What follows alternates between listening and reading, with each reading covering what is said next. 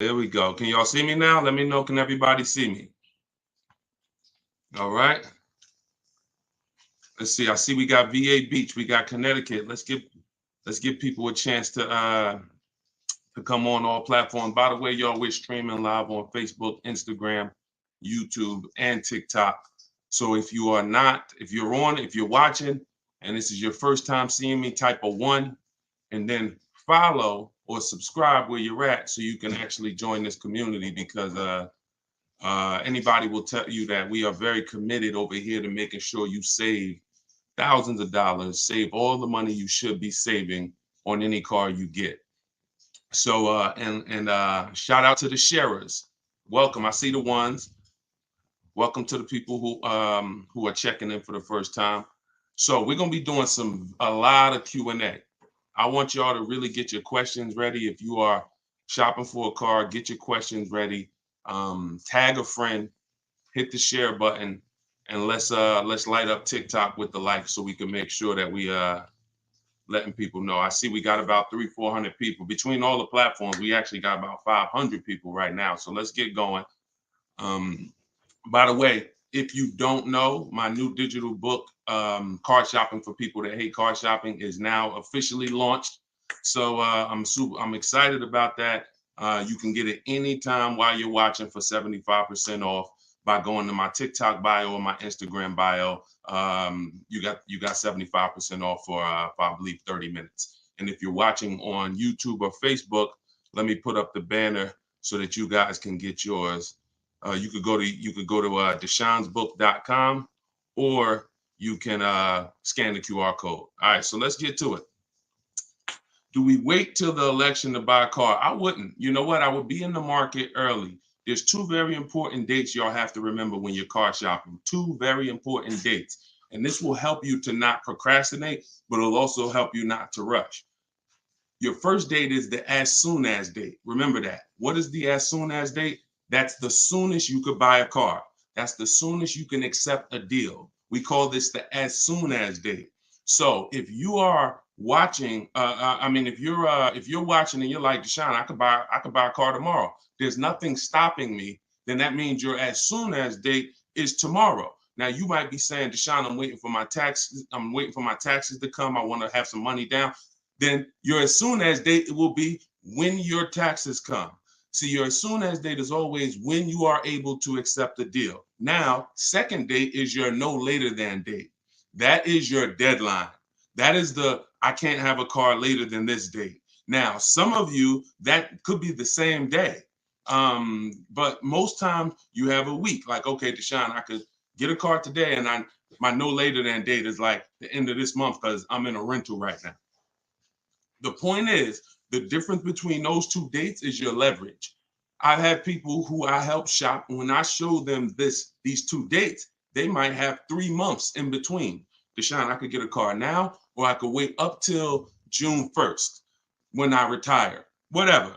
That means that's your leverage. That's your time for watching the market, because your deals change, price trends change. Whether you're shopping new car, used car, lease, the price is going to change monthly.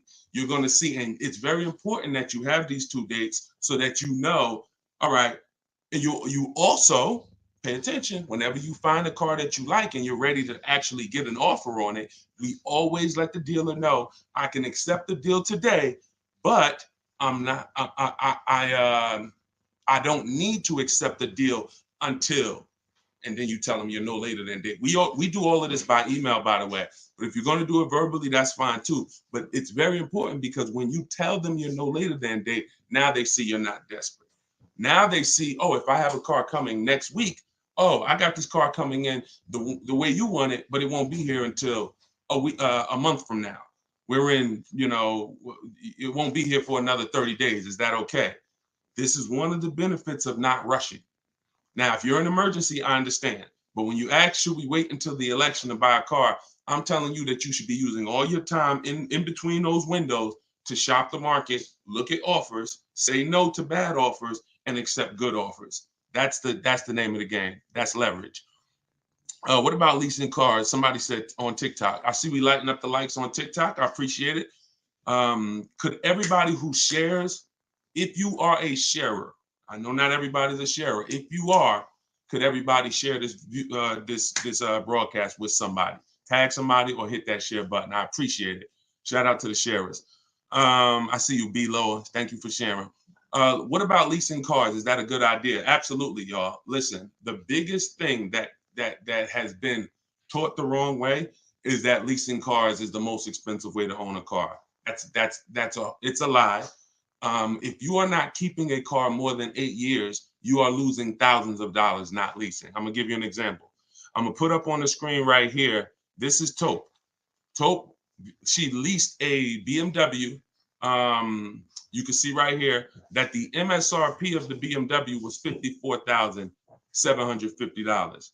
Now, just in case y'all are not aware of how much a payment would be on a $54,000, who remembers what I said? Every $5,000 on a loan is how much per month? Let me see who's seen that video. Who remembers? Every $5,000 on a loan is how much per month?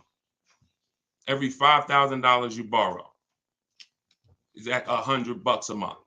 Exactly. Every $5,000. I don't even know if I asked the question right. Every $5,000 is $100 a month on a 5-year loan. So when you look at a car and you're talking about 50,000, that's $1,000 a month payment, y'all, for 5 years.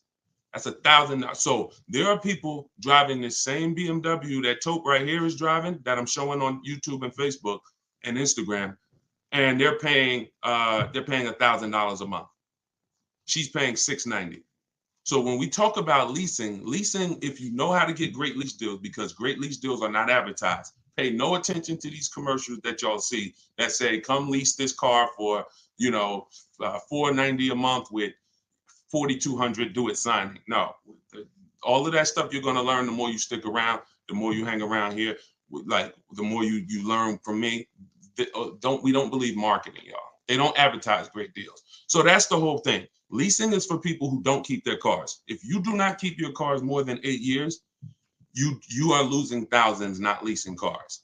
Because the person who leases and gets great lease deals, you're just going to pay so you're going to pay so little of a payment compared to the car you're buying. So like I said, that person who's Taupe is paying $690, there's another person paying $1,000 a month. There's another person paying $1,100 a month. There's another person paying $950 a month. She's paying $690. It's no comparison. So you got to know when leasing is right for you. That's if you're not keeping your cars 8 years, and you have to know how to get great lease deals. And that comes through competitive bids, multiple offers, y'all. When you start using bids, and I want you to use this, your next car who's shopping for a car now or in the next 12 months? Type me in the comments. Let me get a clear indicator. I want you using, let me put the banner back up for the book. All of you who don't know, my new book is 75% off for a few minutes while you're here, while you're watching. You can get it for 75. It's a digital book. You can download it and start using it immediately. So all of you who are saying me, this is what I need you to know.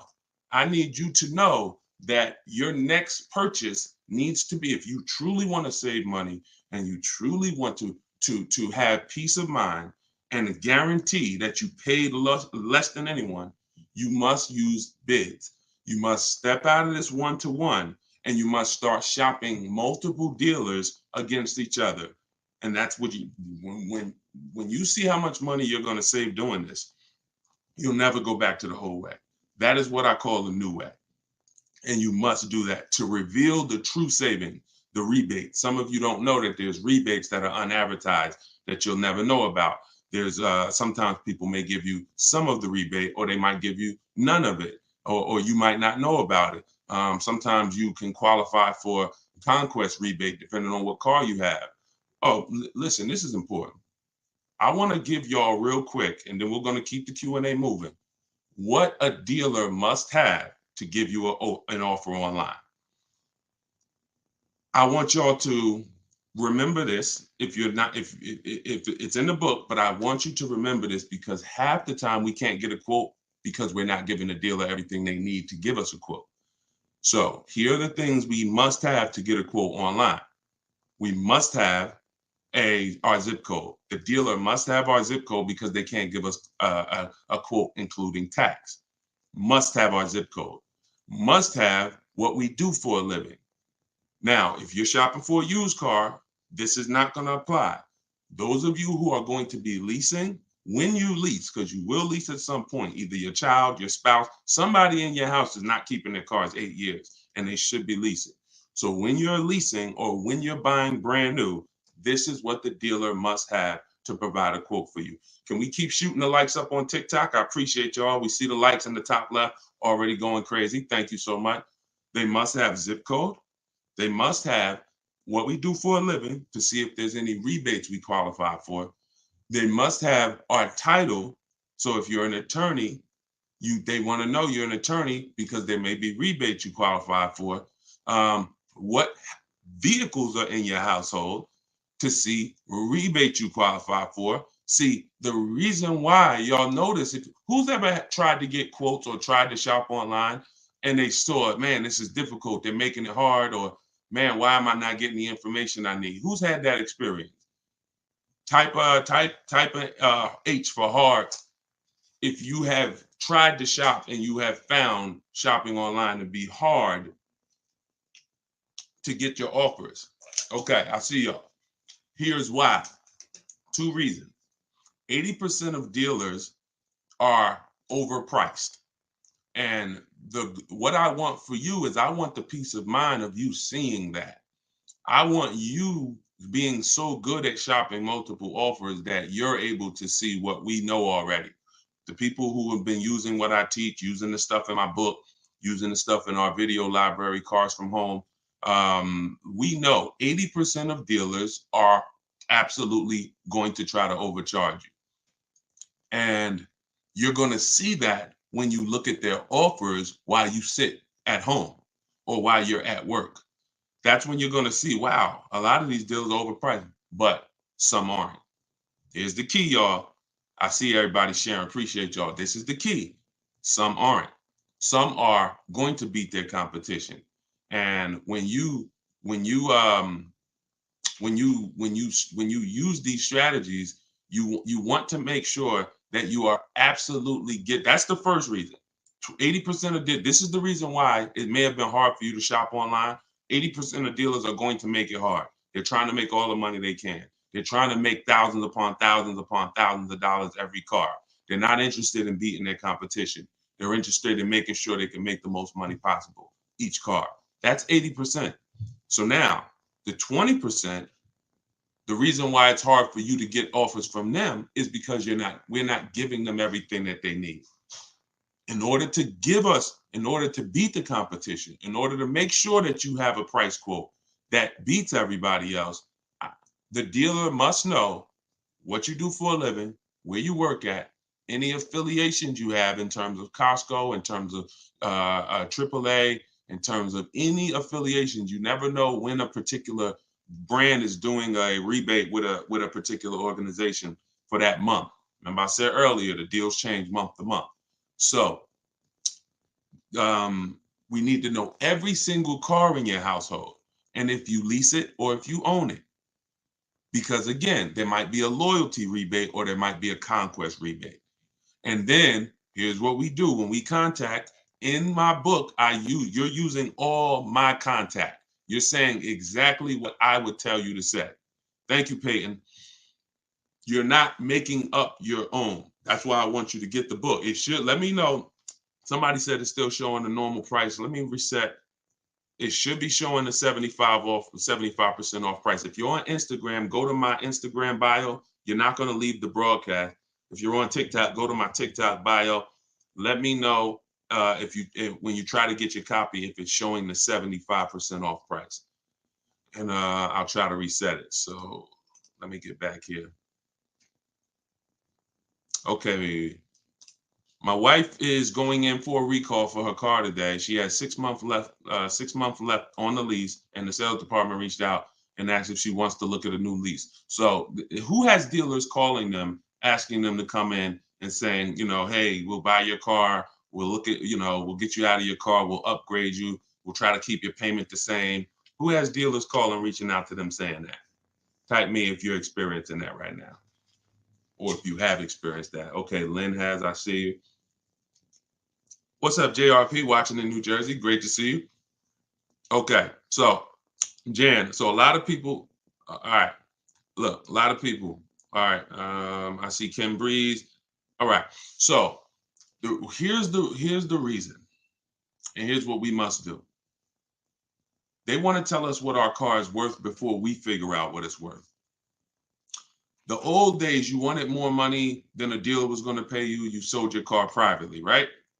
We don't need to do that anymore. What we need to be doing is getting offers from the people that buy cars. And this is bidding. And it still goes back to bidding, y'all. Everything you're going to learn from me is going to be you learning to get bids on every part of your car deal, because that's what's going to give you price assurance. That's going to give you your price guarantee. So they want to look at your car and assess the car before you do. That's why we always must know what our car is worth, and we always must know if we have any equity and how much equity we have. And here's how we do it. We call our bank, or we call our leasing company if we're leasing, and we say, hey, how are you? I'm calling to get my payoff. Don't look on your contract. Don't get the residual value. Don't base it off that. You're calling to get your payoff. And then you're going to go on these websites that I always tell you about: CarMax.com, Driveway.com, Car Guru, Sell My Car, AutoNation, Sell My Car, Carvana.com, and I believe that's, did I name all? And Kelly's Blue Book Instant Cash Offer. This is going to get you about 6 offers on your car, and this is going to tell you what your car is really worth. These people don't lowball. They are very competitive. They know that they're fighting against each other to buy cars. And this is how you never want a dealer, or anybody for that matter, a customer, a buyer, you never want that person telling you what your vehicle is worth. You want multiple offers so that even if one person is playing games, this other person is ready to write the check. And that's the confidence you have when you're able to sit at home. What I just told y'all to do will take you about 15 minutes, 20 minutes tops. Now, now, for those of you, this is all in the book. If you don't want to remember this, if you want to try to remember it, be my guest. You want to watch the rebroadcast, you want to watch, when we syndicate these episodes, the information is going to be timeless. But if you truly want to have the information in one place, get your book, scan the QR code for 75% off, or go to deshonsbook.com, or go to my TikTok or Instagram bios and get your 75% off. So let me reset it, because I did hear people say that they were trying to get on and they were still seeing the 75% price. Okay, so for those of you who are going to do that step that I just said, if you have a lease, it's very important that when they ask you, is the vehicle a lease, you say no. When you're on those websites, when they say, is the vehicle leased, owned, financed, you don't put lease, because when you put lease, it triggers something in their computer, because they don't know how to deal with third-party restrictions. And the problem, this came from the fact that 2 years ago, literally people were making, some of you may have, if you saw a video from me, or if you saw it from someone else, people were making $3,000 to $5,000 to $10,000 to $12,000 selling their leases. And then these companies, these banks didn't like that, and they started restricting who you could sell to. When you have a third-party restriction, it doesn't mean you cannot sell. It limits who you can sell to. So you need to know how to get around that. But when you're on those websites getting your values, if you're leasing, put no if they ask you if it's a lease. If you don't have a third-party restriction, you can sell to them directly. So when we call for our payoffs on our leases, we're always asking, do we have a third-party restriction? Yes or no is going to depend. The answer to that question is going to tell us who we can sell our lease to, if we have equity. MV asks, do you have a hard copy of the book? I don't, and I'm going to tell you why. The book is really an action guide, and it's designed to warp you to various places that are relevant to you. So I'll get to a part in the book where I say, if you are going to be, keeping your car more than 8 years, click this. If you're going to be keeping your car less than 8 years, click this. And then it'll take you to the section where you're supposed to be. So that way, if you're purchasing, I don't want you reading anything about leasing. If you're, and vice versa. So that book is meant, if you're a high mileage driver, I don't want you reading things that don't apply to high mileage drivers. You need a specific strategy and path for high mileage drivers. And we couldn't do that with a print book. We could only do that with a digital book. We also have links to videos. So there's going to be certain parts where I say, hey, let me explain this to you. And then I say, click here if you want to see this in video form. All right. So if you want your copy at 75% off, just scan the QR code. It's only available for a couple minutes because it's part of our book launch, but I want to give everybody an opportunity to get it at a reduced price. Even though it's we've sold a lot of them at $97, even before it was out. So it's worth every penny. But all right, let's get back to the question. How do you go from owning to leasing? Oh, this is a great question. Should you do that? Bonetta asks, how do you go from owning to leasing? And we're going to rotate all through questions. Instagram, TikTok, YouTube, Facebook. We're going to be getting questions from everybody. And some of you are going to see that somebody literally is going to ask the same question you were going to ask. That's the beautiful thing about this community too. Like most of you, you're going to see have similar questions. So how do you go from owning to leasing? Should you do that? Absolutely. If you're not keeping your next car 8 years, and if you're not keeping the current car you're in 8 years. Some of you, who's in a car that they own, that they don't see themselves keeping it more than 8 years. If you are in a car that you own right now, and you are not planning to keep that car 8 years, let us know. Let me know here. Because you're exactly who Bonetta just asked this question about. Me, but only because I need more space now. Now that happens sometimes, Keisha. That's one of the reasons I explained that on another broadcast. One of the reasons people have negative equity is you switch cars and it's an emergency. That's understandable. We don't want that happening too much, but it's allowable.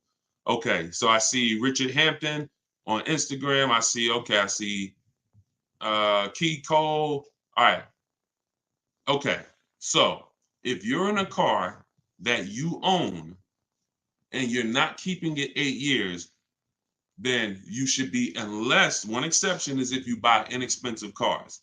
Sometimes we buy $5,000 cars, $7,000 cars, inexpensive cars under $10,000 basically. But if you're buying like $18,000 and $25,000 pre-owned cars and new cars, then this absolutely applies to you.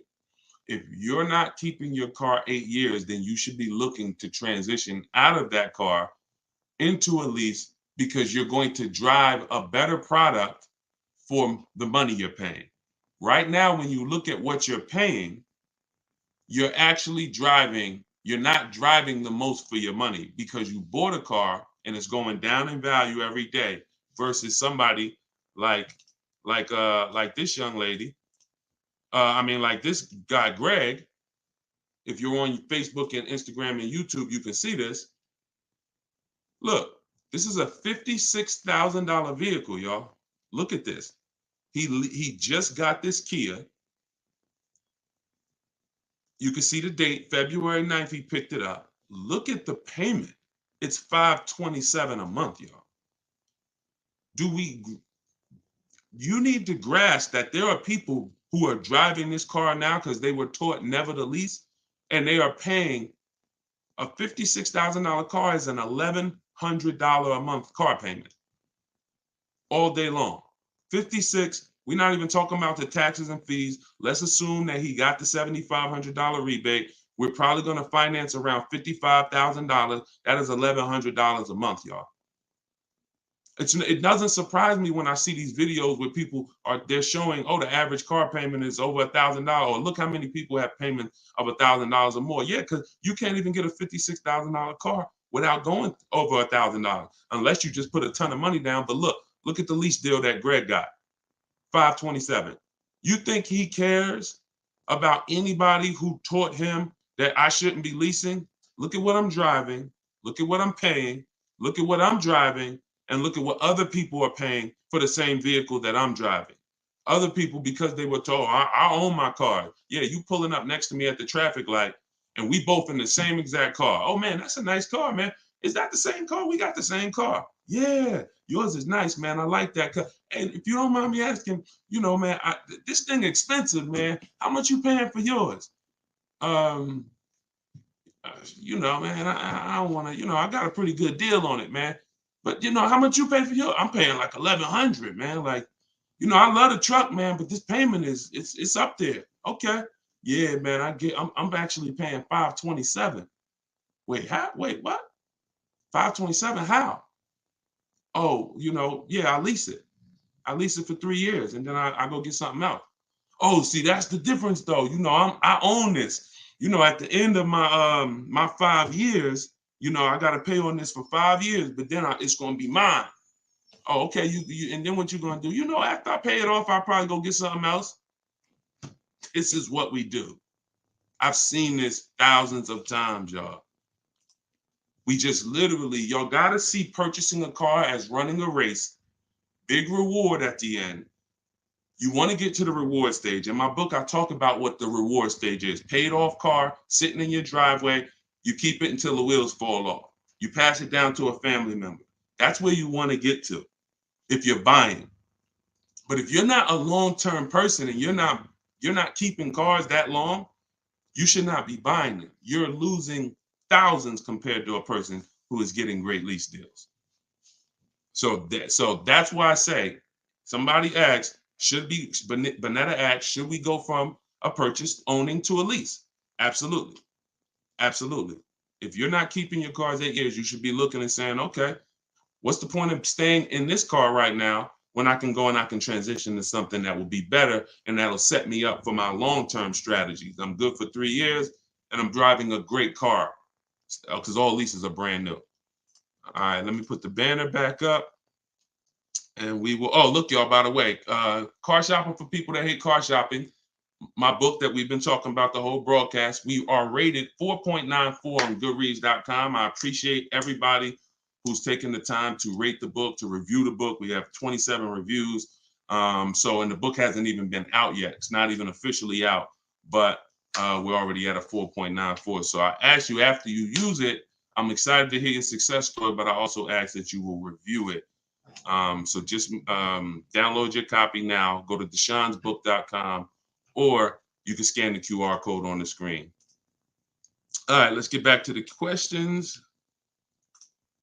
Oh, if you're on TikTok or Instagram, you can go to my bio and get your copy.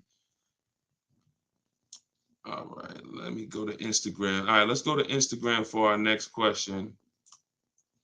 Hold on. Let me put down this question. Okay, so I just closed out a Cars from Home lesson, and here you are live. What's so? Yes, we got a couple people in here in Cars from Home, which is my video library. Of course, I have everything in video form.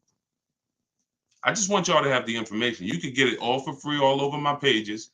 Any type of video, used cars, leases, they're all over. Or you could get it in one place in the book. I just want y'all to have the information. Certified pre-owned. So I'm about to tear your name up. I'm sorry. Charmel. Okay, Charmel on Instagram as certified pre-owned. So very common concern is thinking, okay, if I'm shopping for a pre-owned car, let me get a certified pre-owned. How do we determine if the additional money that they charge for certified pre-owned is worth it? We got to know, y'all, you could get a great car even if it's not certified. In fact, when we're looking at a used car, these are the things that determine if we're getting a great used car right here. These things determine. First, the title history. We need to look at that title, which means we have to see the Carfax. Listen, watch this. I'm about to give y'all my strategy for getting, this is all in the book, but I'm going to give you my strategy for how we get free Carfaxes. Who's ready? Listen, If y'all want my strategy for how, and I'm going to give it to you, but I just want to build some anticipation. If you want my strategy for how we get free Carfaxes, I want you to type CF for Carfax. CF. You must see the title history of the car. Carfax is the most reputable, the most comprehensive history report. And I hate that they have a little bit of a monopoly on the market, but we can't do anything about it. Now, you also have AutoCheck, which is it's an Experian product, but it doesn't give you the service records. So the first thing, watch this, y'all, we need to see the title, and we want to try to get Carfaxes for free. When we are on these marketplaces, Auto Trader, Cars.com, Car Gurus, Carfax.com, Driveway.com, everywhere there's cars, CarMax, Carvana, we use every single marketplace, y'all, because when you're not looking at the marketplaces, it's like you not looking at Walmart.com, you only shop from Amazon. Wait, why you're not going to check Walmart? No, I really want to do Amazon. You don't, well, what if there's a great deal on Walmart? So we must shop everywhere there are used cars. Now, when you're on these marketplaces, you're either going to see free Carfax underneath the listing, or you're going to say, or it's going to say, click here to buy a Carfax. Before you do that, you want to click on the link where it says, go to the dealer's website, because many dealers have a contract with Carfax. So what happens is they're allowed to pull an unlimited number of Carfaxes on their website within their dealership, but they are not able to put that on the marketplace because the marketplace is not their dealership.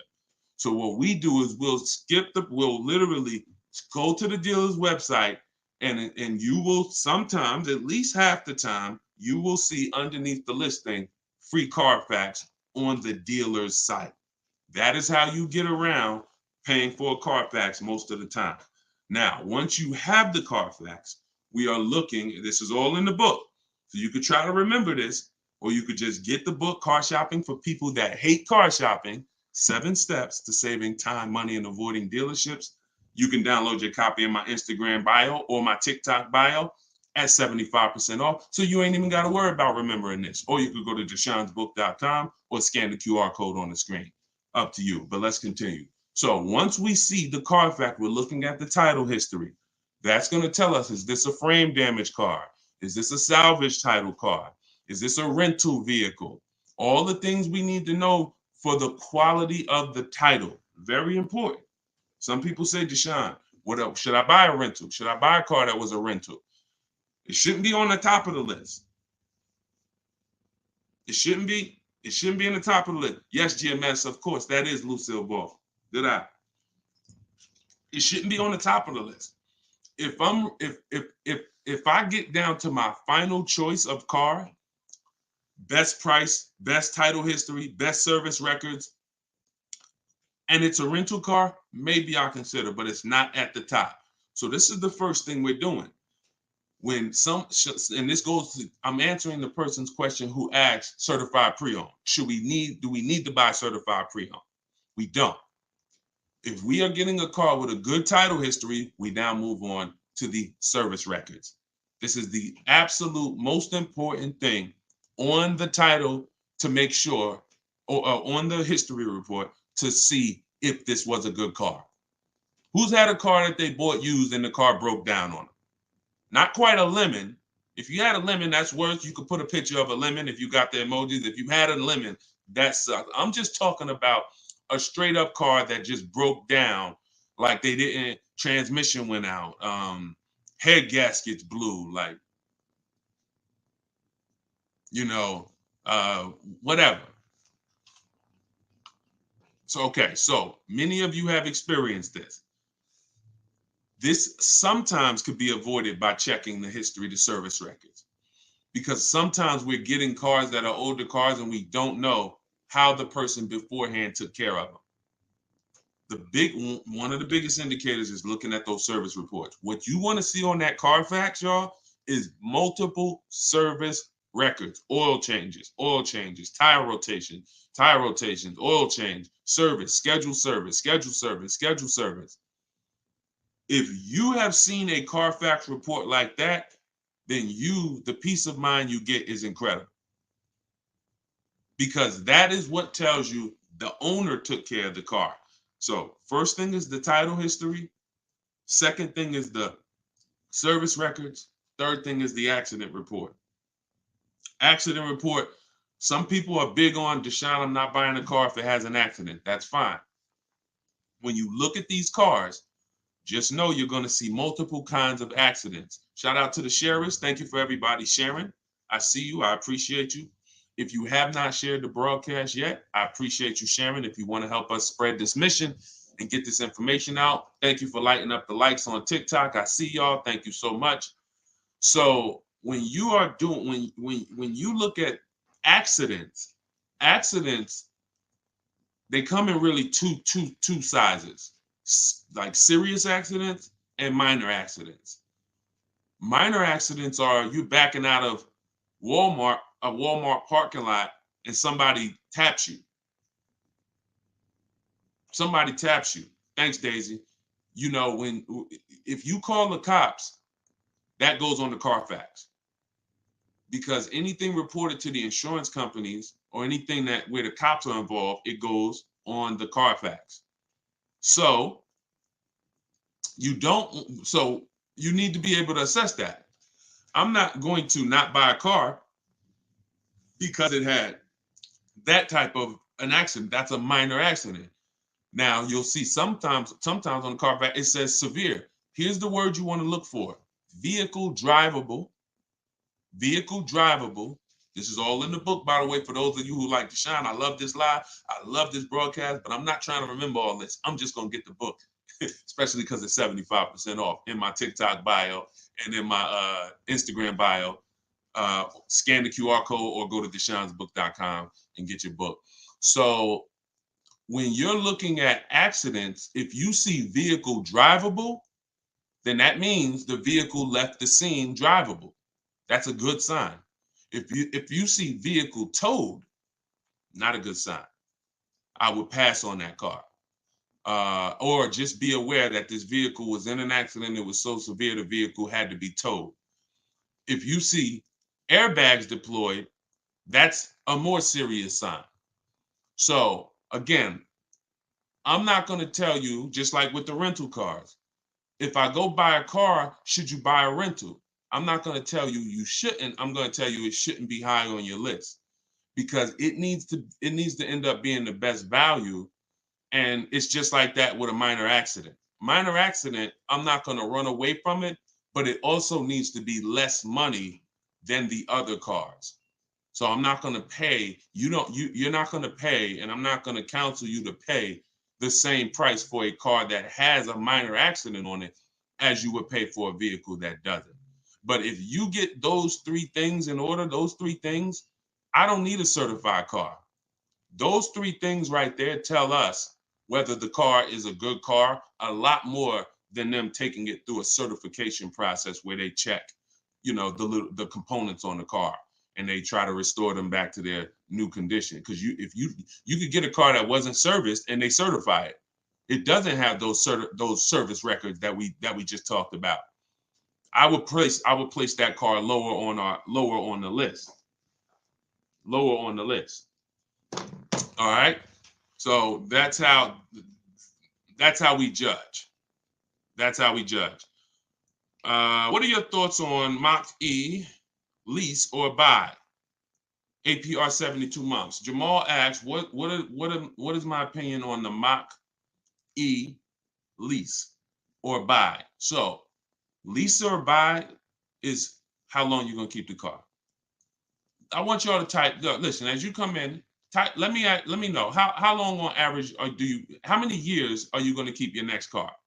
Come on, let's light up the chat. Everybody who's in the market for a car or will be soon, I want you to throw this out. How many years are you going to keep your next car? Okay, Houston Sage said 14 to 15. Okay, Sony said 3. Okay, Bonetta said 5. Okay, It's World said 3. As you come in, let me know how many years do you plan on keeping your next car. Let's get an idea of what we of our plan. 5 to 10. Okay, I see Connie said 10. Okay, I see Sunshine Valentine said 5 years. Okay, JC said 10. Okay, Jamal Jackson said I'm a keeper. Okay, you got Paul said 4. Okay, so Jamal, ask the question, buy or lease. If your answer to that question that I just asked you begins, if it's 8 or more, then you should be buying your next car. If it's 7 or less, then you should be leasing your next car. I know some of you may have been taught never lease a car. If that was you, type never. If you were taught never lease a car, I want you to type never, because we need to set you free from bad information that you've gotten for way too long. The good thing is I don't have to convince you emotionally. I can actually show you with numbers. Thank you, Dad. I appreciate it. Thank you to the people giving gifts on TikTok. Thank you to everybody sending stars. See, I'm not going to ever tell you you should be leasing based on an emotional decision. I'm going to tell you that I know the numbers. You cannot compare the 2 great lease deals that I just showed you guys on the screen, where one person is paying $527 a month for a $56,000 vehicle, and the young lady Taupe is paying $690 for 50 or something, $52,000 BMW. These are cars that would have had an $1,100 payment, that would have had an $1,000 payment.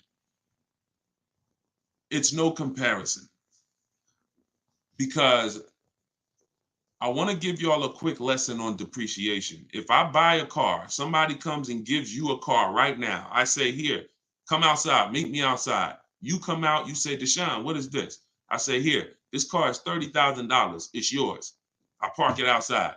You say, Deshone, but I don't need a car. I can't use it. I say, listen, it's yours. Nah, but I can't drive it. Okay, well, listen, you do what you want to do with it. Donate it. Now, I come back and see you a year later. When I brought you the car, it was $30,000, right? That's how much it was. That's the value. That's how much it was worth. I come back and see you a year later. Is the car still worth? You didn't drive it. You never touched it. Deshone, I didn't drive it. I couldn't. How much is the car worth? Is it still worth $30,000? Remember, you own it. You didn't lease it. You own it. Thank you, Black. Thank you, JC. No, not even because of mileage, JC. There's no mileage. You didn't drive it.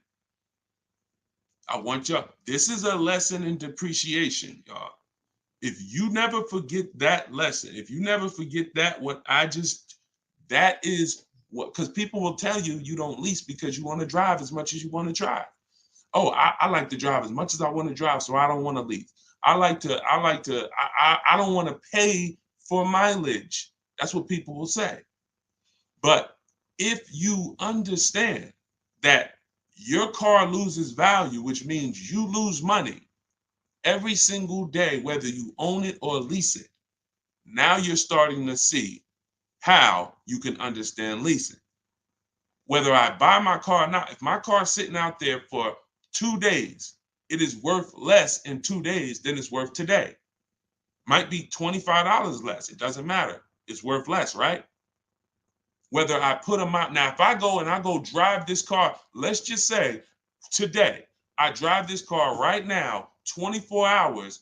I drive straight to Florida for 24 hours. I put, round trip, 2 days. I come back, put 3,000 miles on my car. Isn't it worth less in 2 days, right? Why? Because I just depreciated it more. And depreciation it controls my equity. It controls what my asset is worth.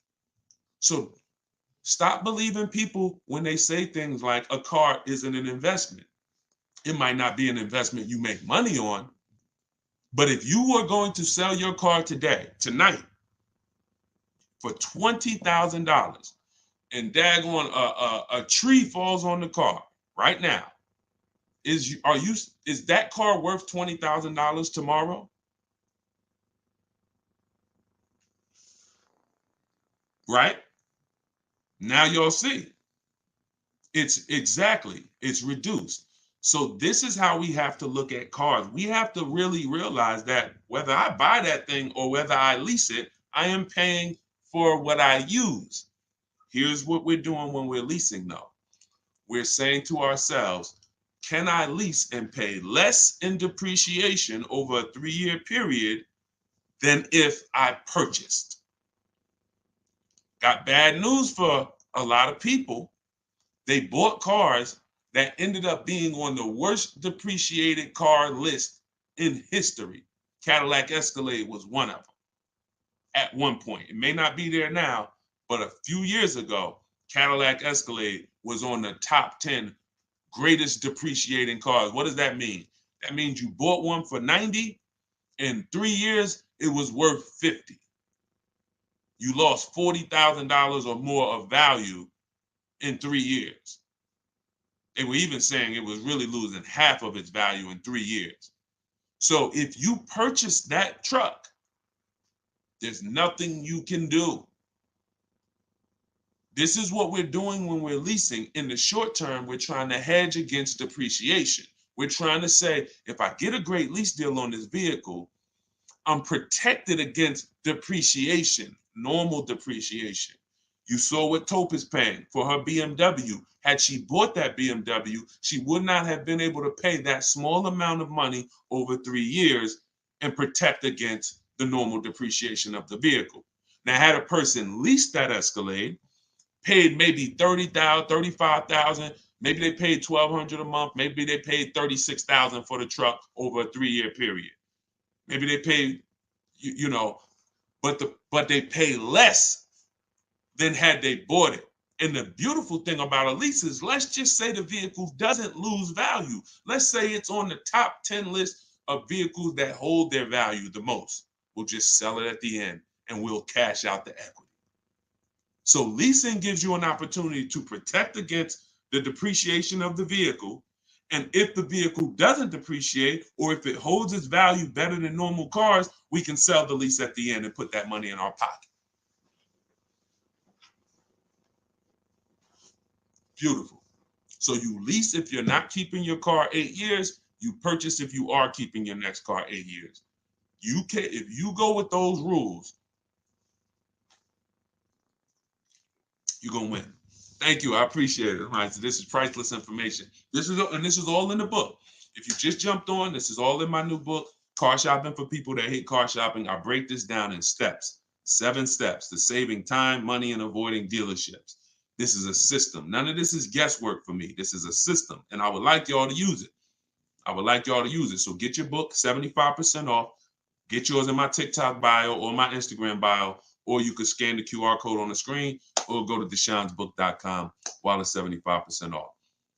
Okay, so this is beautiful. Yeah, we still got hundreds of people on here, so let's just keep it going.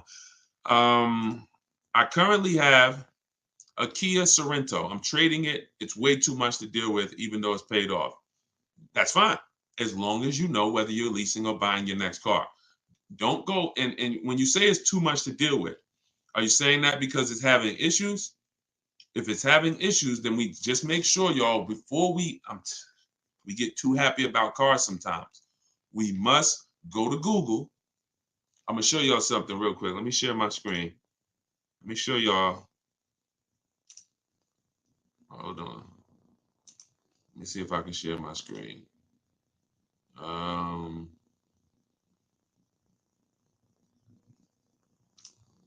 right, here we go. So this is what we do. This is how simple it is to do a reliability check on a car. And you take 3 minutes. You do this any car you want to look at, any car you're considering. You go right to Google. let's say I'm looking at a 2020, Nissan Altima. I'm going to type this in, 2020 Nissan Altima reliability. And then I'm going to look at the first couple articles. Now look at this. 2020 Nissan Altima, you got to put in the year that you're looking for. 2020 Nissan Altima predicted reliability score of 79. That's not great. That's not great.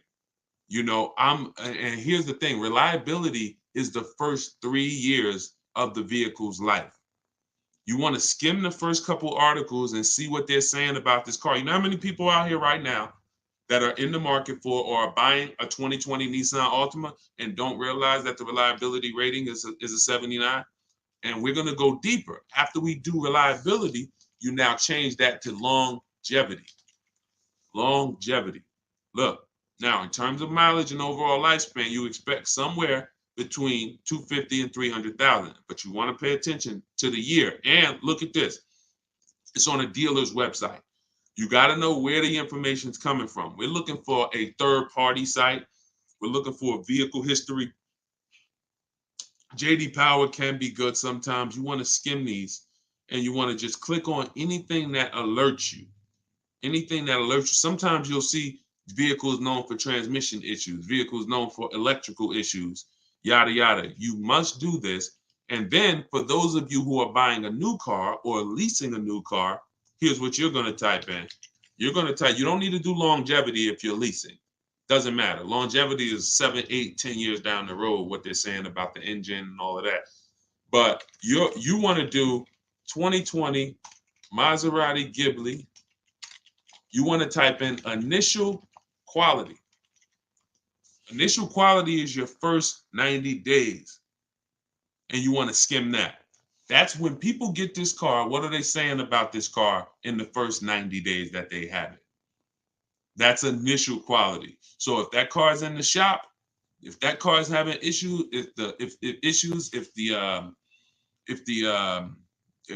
technology is difficult to use or understand, that's stuff that's going to show on these three things.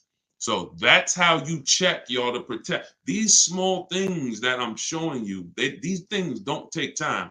It don't take a lot of time. It takes 5 minutes to check initial quality report, longevity reports, and reliability report. It takes 20 minutes to do an equity assessment to see which cash buyer is going to pay the most for your car, which cash buyer is going to pay the most for your lease. Can we keep running those likes up on TikTok? It's crazy how many likes we got. I appreciate it. Can y'all just keep tapping the screen as you come in? And shout out to the sharers. Appreciate everybody. That stuff. See, so it's not that you're not doing things that are costing you money because you just don't want to do them or because they take a lot of time. That's not the reason you haven't been doing these things. The reason is you haven't known to do these things. That's the difference. You haven't known to do these things. So what you're going to learn from me is all over my videos, I don't hold back any information. You see all over my videos, they're all for all the info. But the thing about the videos is they're for different people. Some of you, your next vehicle, you're going to lease it. Some of you, your next vehicle, you're going to purchase it. Some of you, your next vehicle, you're going to purchase it and you need a loan. Some of you, your next vehicle, you're going to purchase it and it's going to be pre-owned. So some of you, your next vehicle, you're a high mileage driver. If you're a high mileage driver, you drive more than 20,000 miles a year, type HM for high mileage. If you drive more than 20,000 miles per year, type HM for high mileage. Oh, let me go back to it.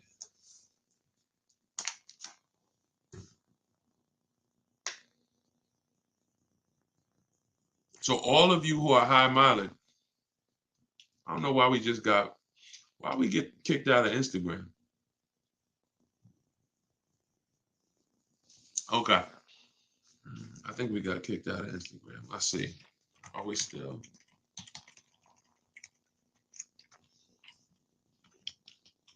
Okay. So if you're a high mileage driver, you'll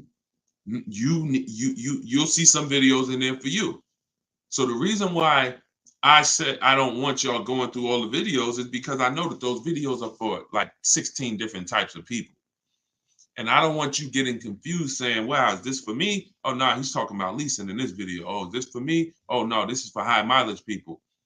But when you get the book, get your book 75% off.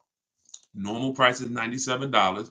You go get it for $24. You get it for 75% off, and you use it immediately.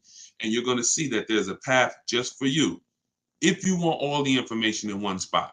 So it's up to you. I'm always going to give all the information, but if you want it all in one spot, then go download your copy of Car Shopping for people that hate car shopping.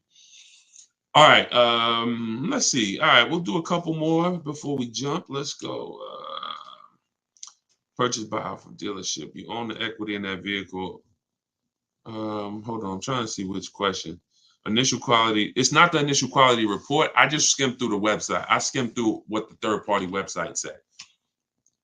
How do we get one-on-one consultation? I don't do one-on-one consultations. I do have a video version of my book called Cars from Home University. It's a visual library where instead of it being in text, instead of being written, it's in step-by-step videos.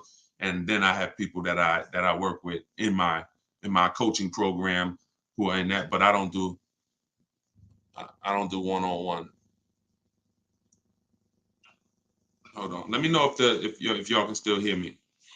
I get a lot better results coaching hundreds of people at one time. And I found like your situation is not special. That is really to say that I have worked with so many people. There's only about 16 different situations in car buying. So although you might think, oh, I got a special case, Deshone, I really need like no, you don't. You don't. I have every path that anyone could need to get a car, no matter what their starting point is. And your situation is not special. I promise you. That's why I'm able to coach groups and lots of people at once, and they're able to get results, because this is a lot of you are in the exact same situation as each other. Perfect. Do you need gap insurance on lease vehicles? Elrod, great question. Now most leases used to include gap insurance, but you never want to assume it, because Chase a couple years ago, when they were doing Mazda's leases, out of nowhere they just snatched the gap insurance from being included. I think it was Chase. So you want to make sure that whenever you are getting a lease offer, you are asking them to include gap insurance. They might say, oh, gap is already included. That's fine. But make sure, because sometimes they'll actually try to tell you about it later, and you'll say, wow, and I thought it was included. No, they stopped including it, and now it's $250, or it's extra, it's an extra $18 a month, So make sure when you are getting your offers, you are always getting it with gap insurance. Whenever we send, like, we do this by email. So those of you who are using the book, doing this by email allows you to keep everything organized. We don't use our personal email, but we always, when you send my template, it says on there, please make sure you include gap insurance. It also says, please only give us quotes with first month's payment out of pocket. No down payments. No, sometimes they don't listen and you got to rewrite them, but we have the scripts. So in my book are a bunch of scripts. So you don't have to figure out what you're going to say. I'm telling you what to say. But what you should be letting them know is to always include gap insurance in your lease quotes at all times, just in case it's not. Where can you find zero due at signing leases? There's no zero. You could get zero due at signing with any lease. The money you see in marketing commercials, those are not real. Those are just crafted, customized offers. They're not deals. None of those commercials that y'all see about leasing a car is a deal. Like, these are great deals are not advertised. When you saw what Tope was paying for her car, you saw what Greg is paying for his vehicle. I'm going to show y'all, like, whenever you see somebody who's getting a deal, if I told them how to get a deal, that's not a deal that would ever be on a commercial. That's not a deal that would ever be even public. That's a deal probably one manager knew about and said, man, we ain't making no money on this. All right, go ahead. Let's go ahead and get the deal done. And he just reluctantly wanted to do it, didn't want to do it, but said, all right, let me do it. That's a deal. Everybody in the place ain't getting deals. They're just paying regular prices. And most of you, once you start getting bids the way I teach, once you step out of the old way of car shopping, you'll see that some of you weren't getting deals in the past. You were really just paying the regular prices. Okay, we need to guarantee we are getting deals, and we need to guarantee we are paying less than everyone. But when it comes to zero down, no problem. We get zero down. All of these people that you're going to see as I share with you, there's not many people that have learned from me that have put money down on a lease. Sometimes if you can get the lease deal at the price you want with no money down, do it. But there is a place for down payments. We used to lease S classes out, and sometimes we get a crazy deal, and it'd be like $1,200 a month. $1,200 a month on an S class back then was ridiculous. It's $20,000 vehicle. So it was $1,200 a month was ridiculous. And then you'll look and say, what if I can't afford $1,200? Or what? Not even I can't afford it. I don't want my payment to be $1,200. So what I'll do is I'll put a couple thousand down. I'll bring my payment down to $999. I'll bring my payment down to $900, whatever. As long as I verify I got a deal first.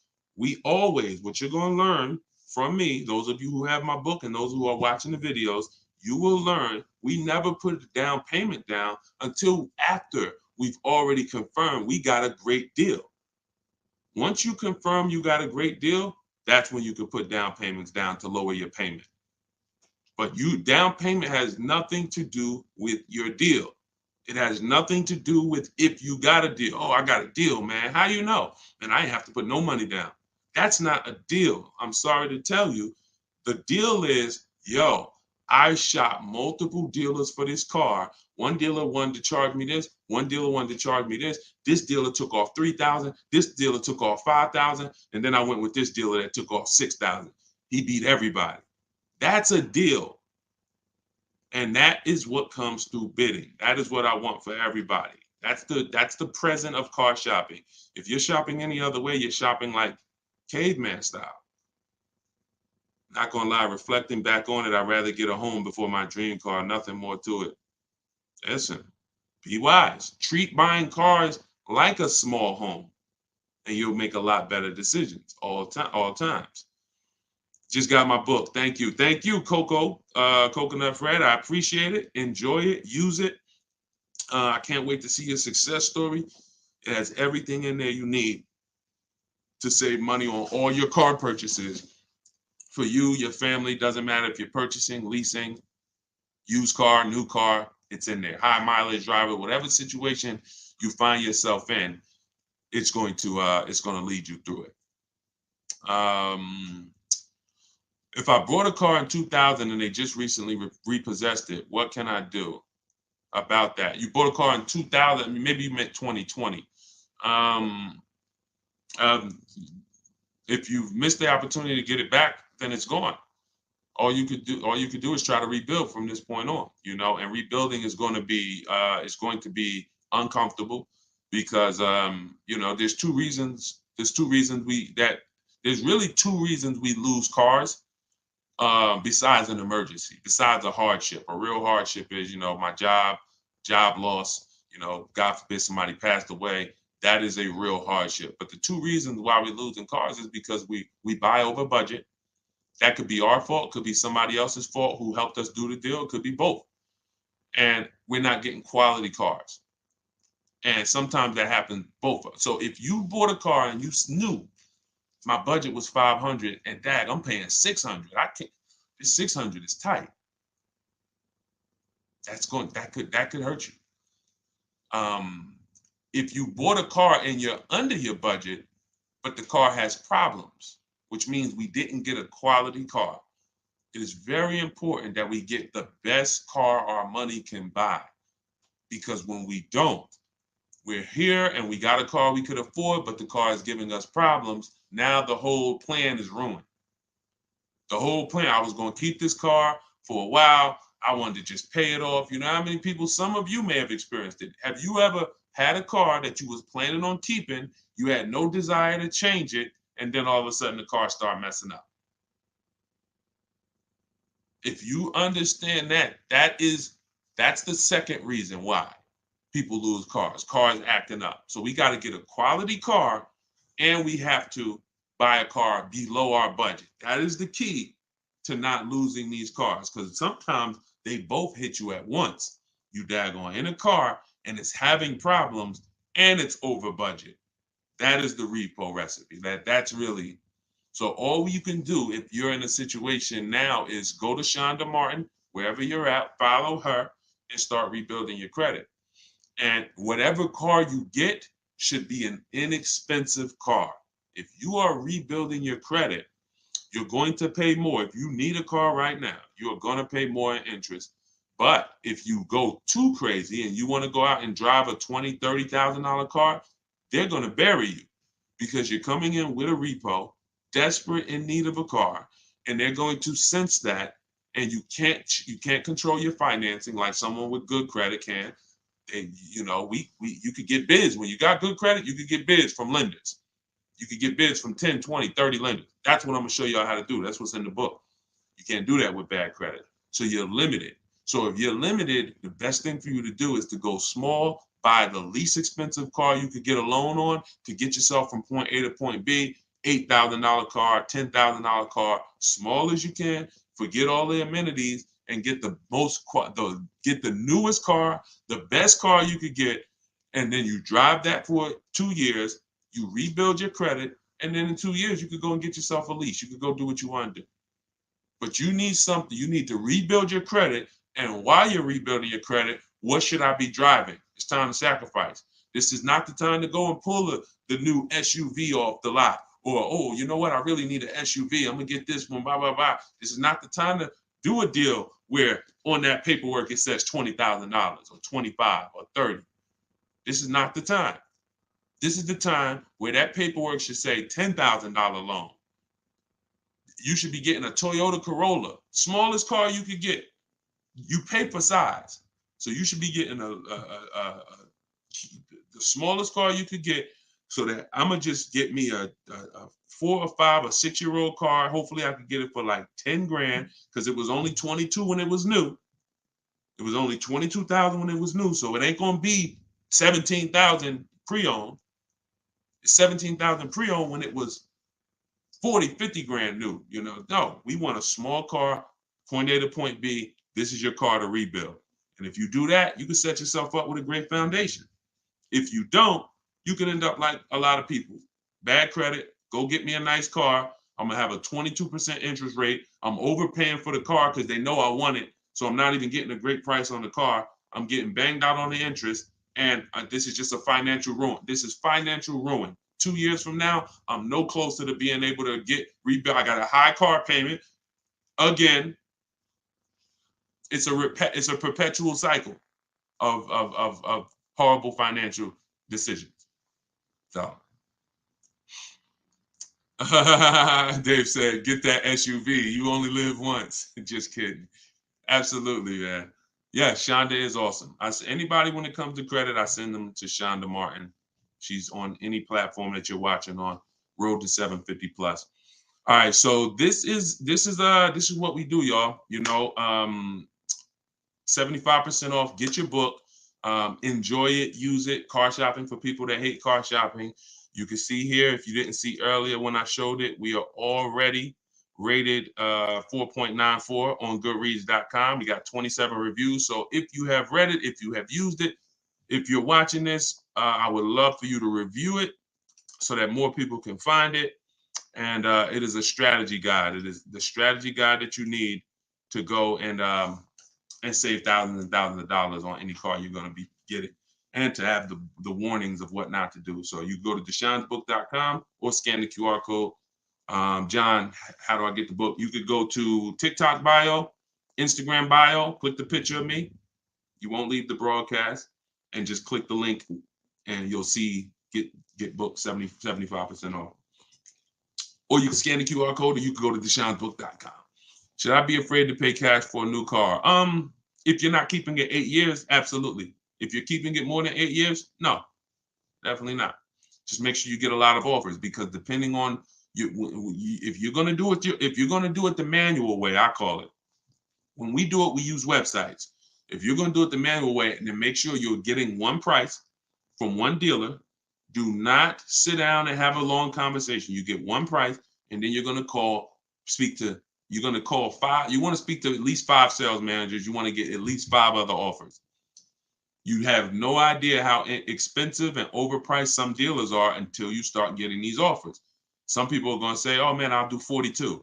And then some people are going to say, oh, I'll do 40. Some people are going to say, oh, I'll do 46. And you're going to be like, wow, why are these prices so different? Because some dealers, 80%, will try to take your head off. You have to sort and find the 20%. But yeah, if you're paying cash and you're shopping effectively and you're keeping the car 8+ years, good strategy. If you're not keeping it 8 years, you should be leasing. You're going to overpay. Bro, can you post a good lease deal on a car? I just showed it. If you're on, if you're not subscribed to YouTube, I would tell y'all go type Deshone the Auto Advisor and subscribe on YouTube, because that's where you're able to see different things. We got a different view on YouTube than we do on TikTok. So, all right, y'all. I think that's it. Well, we'll be back. We'll be back. This is the photo booth chick said, loving this info. I could hear your passion. Go ahead and take a bow and a drink. Thank you. I appreciate it. Listen, all I care about is making sure that when y'all post these car deals, y'all show me these car deals, y'all are like excited to show me. I don't care about your new car unless you're showing me the deal. Everybody that you'll follow and everybody who you'll see that post, oh, I got a new car, I'm excited. They're excited about the car. When y'all use this stuff that I'm showing you, you're going to be just as excited about the price you pay. That's why when you come into my group, this is a group that I have here. We share our numbers.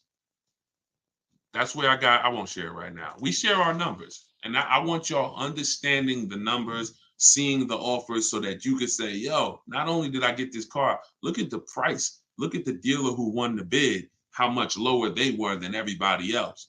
Look at the bank that won the bid. Man, my bank wanted to give me this. My credit union wanted to give me this. But then I turned around and I let the dealer see if he could beat it. And he shopped his bank, and then he beat my credit union.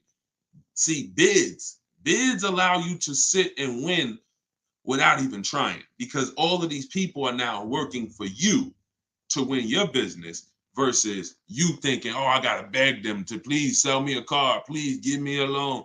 Please do all this. No, you're the prize. All right. Yes, follow Shonda Martin, lovely loves. Shonda Martin is her name. All right. Do you think it's a dumb idea to buy an expensive car, whether you can afford it or not?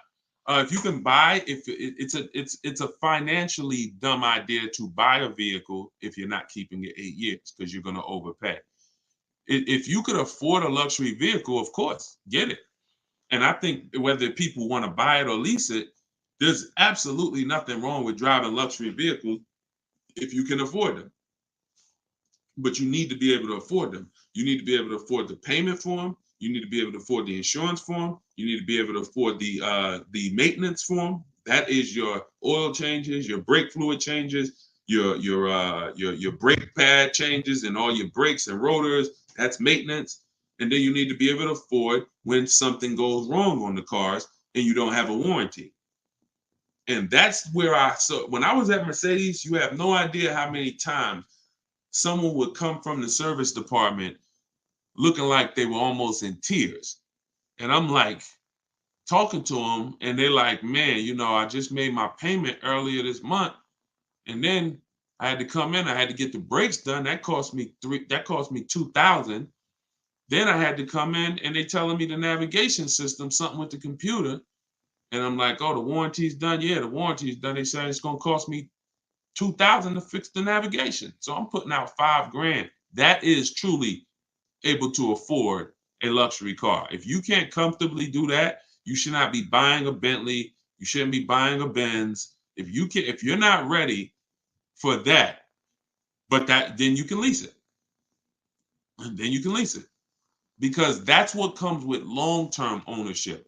And if you're going to buy a Benz or BMW, Audi, any vehicle with high maintenance, and expensive parts, you can keep it long term and win, but just realize there comes a point in time where there's no warranty, and anything that happens on the car, you're on the hook for it. So you better have cash. They're truly for people with cash. That's what they're for. That's what a luxury car is made for. And if that's not you, then there's nothing wrong with leasing these cars. If that's it. It's nothing wrong with leasing these cars.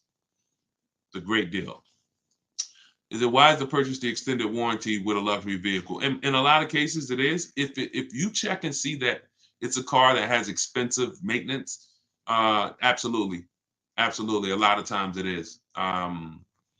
Because if I'm buying a car, whenever I had a customer back then when I was working at Mercedes, if they were buying a Mercedes and I had asked them how long they're keeping it, and they said, "Man, I'm keeping it I'm keeping it for the long run, man. 8, 10 years, 12 years." Because they'll come in, they might have their old one with them. They might have one that they've already had for 12 years already, and they just swapping it out. So I say, listen, buy as much warranty as you can afford, because the key, what you want to try to do with a luxury car, that is a luxury car with high maintenance, is you want to try to get to the point where the car, by the time the warranty runs out, the car should be almost paid off.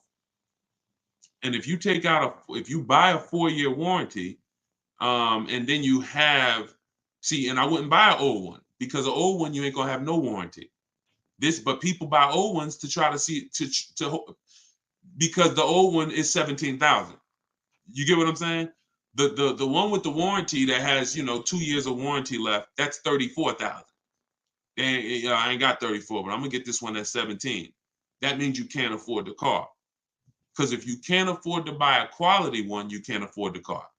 Very, very important with these luxury cars that we truly recognize that if I'm gonna lease it, or if I'm gonna buy one of these things, I'm keeping it, but I gotta know what comes with that. And the best way to set myself up for success, the best way is to get a newer one that has some warranty left, 1 year, 2 years, buy additional warranty so that you leave out of there with at least 3 or 4 years of warranty.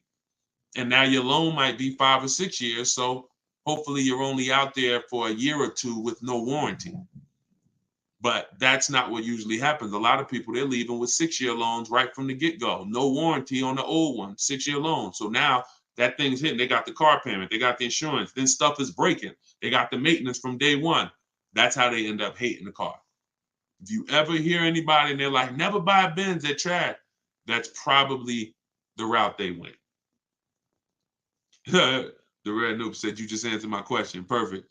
All right, that's great. Well, listen, I will tap back in. We'll be back. And I will see y'all on the next broadcast. But this is what we do.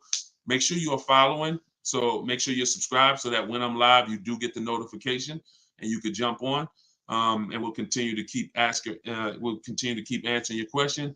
Thank you to everybody that got the book, Car Shopping for People That Hate Car Shopping. It is officially launched. This is my official book launch, and I'll be doing these Q&As. You can get yours for 75% off. Download it immediately. You could be using it literally in 5 minutes. Just go to deshonesbook.com or scan the QR code on the screen, or you can go to my Instagram bio, click the picture of me, go to my TikTok bio, click the picture of me, click that website link, and click and hit the one that says get your 75% off. So use the book, enjoy it, win with it, and I'll see y'all on the next broadcast. God bless y'all. And then if you are shopping for a car now or in the next 12 months, I want you to type me in the comments. All right, so we know who we're talking to. And Instagram. All right, Instagram. I see Instagram log this out again because I switched from the screen. We're just getting used to this. But as you come in, if you are shopping for a car now or in the next 12 months, just type me. And I want to know, because I want to talk specifically to y'all. If you're shopping for a car, after that, that's fine. But I want to talk specifically to the people who are shopping now. Now, after you let us know if you're shopping, I want you to check in. Where we at? Where are we at today? Let me know where you are in the country. I like to do a roll call, check in. Where are we at in the country? Good to see you, Calvin. Good to see you, Catrella. Good to see you, Charlicia. Steeler Nation, St. Louis in the building. I see you. Okay. Hold on. Let me go here. TikTok. All right. Where y'all at? Let's okay. I see Dallas, Texas. I see Tampa. Hold on. I'm trying to see every Chicago, Illinois, VA Beach, Utica. I see you. Check in. Where we at today? Where we at this afternoon, evening, morning? Come on in. All right, we got the whole country on here. And we got the whole country on here. All right, I want to welcome y'all to Car Q&A with me, Deshone the Auto Advisor. As you come in, if you could spend a minute or two with us, 5-10 minutes, an hour, you're gonna get a lot of value out of it. We're getting ready to do some rapid fire Q&A, and we're gonna be answering all types of questions about car shopping and what you need to know to make sure you're saving thousands on your next car and every car you get after that. So as you come in, if you're not subscribed, if you're not following, you will benefit from hitting that follow button. You will benefit from hitting the subscribe button, because we're going to be doing this live show pretty regularly to make sure that you guys have access to all the information. So before we get into Q&A, I want to give people time to come in. I also want to finish up the housekeeping. My new digital book, Car Shopping for People That Hate Car Shopping, is now officially released. We are doing a 75% off sale. It's normally $97. It's a digital book. It has links to videos. It has links to my scripts. There's no guesswork in this, y'all. I want to give y'all a process that y'all can use for the rest of your life without having to worry about, I want y'all to be able to guarantee a success. So if you're on Instagram, you can go to the Instagram bio. You won't leave the broadcast. Get your 75% off, because it's only available for a few minutes at 75% off. TikTok bio, and then Facebook and Instagram. Y'all can go to deshonsbook.com, or you can scan the QR code. So let's go. Let's get your questions going. I want y'all to enjoy using that book. Get your 75% off and enjoy not reading it, enjoy using it. All right. So let me see. Let's start bringing in some comments. Where's our first question? Do I have to get financing? Oh, by the way, in a few minutes, y'all, I'm going to be giving y'all a very, very deep look into a game that's going to help you understand leasing versus buying. So in about 5-10 minutes, we'll start that game, and you're going to love it. You'll never be confused on whether leasing or purchasing is going to save you more money after we play this. Do I have to get financing to lease a car? No, you don't. Whenever we lease a car, we are always using the dealer's financing department, their companies, the bank that makes the car. And because we can't shop for our own financing, how do we make sure that they're not marking up the interest rate on the lease? Multiple offers. There's no way for you to make sure they're not marking up the interest rate on the lease without multiple offers. That is what reveals the true deals when you're shopping for a lease.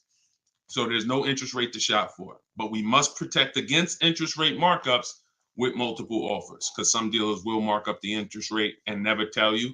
They'll just give you the quote, and they're depending on you not shopping their competition to find out that they marked up the interest rate on the lease.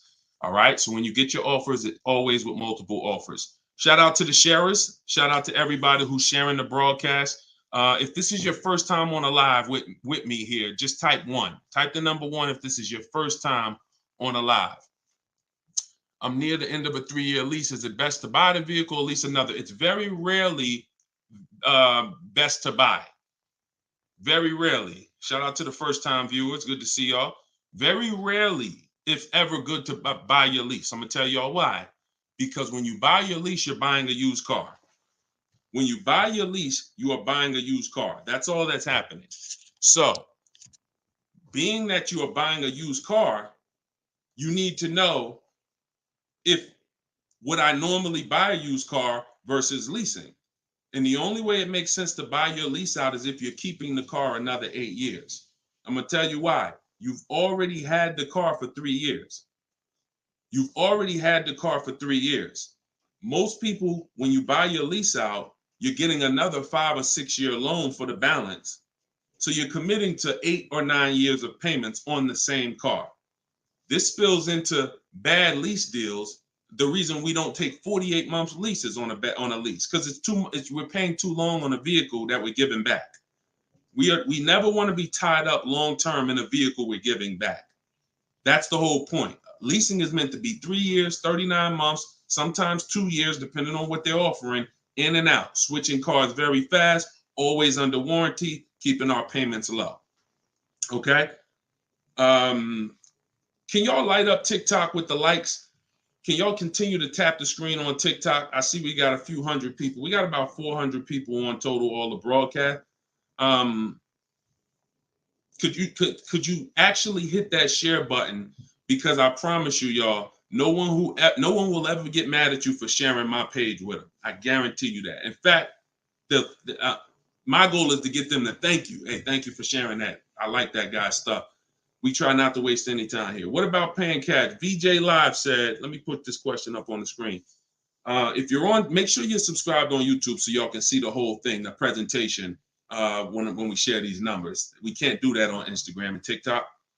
So VJ Live said, what about paying cash? I have about 15,000 and I don't want payments, but they keep trying to push me to 20-25 grand range so I can have payments. Here's the thing. If you can find a quality car for 15 grand, great. If it's going to force you to buy something that's not, who's heard you always pay cash for a car? If, as you come in, thank you, Godhead. Shout out to the sharers. I see y'all. Who's heard always pay cash for a car? Type me in the comments.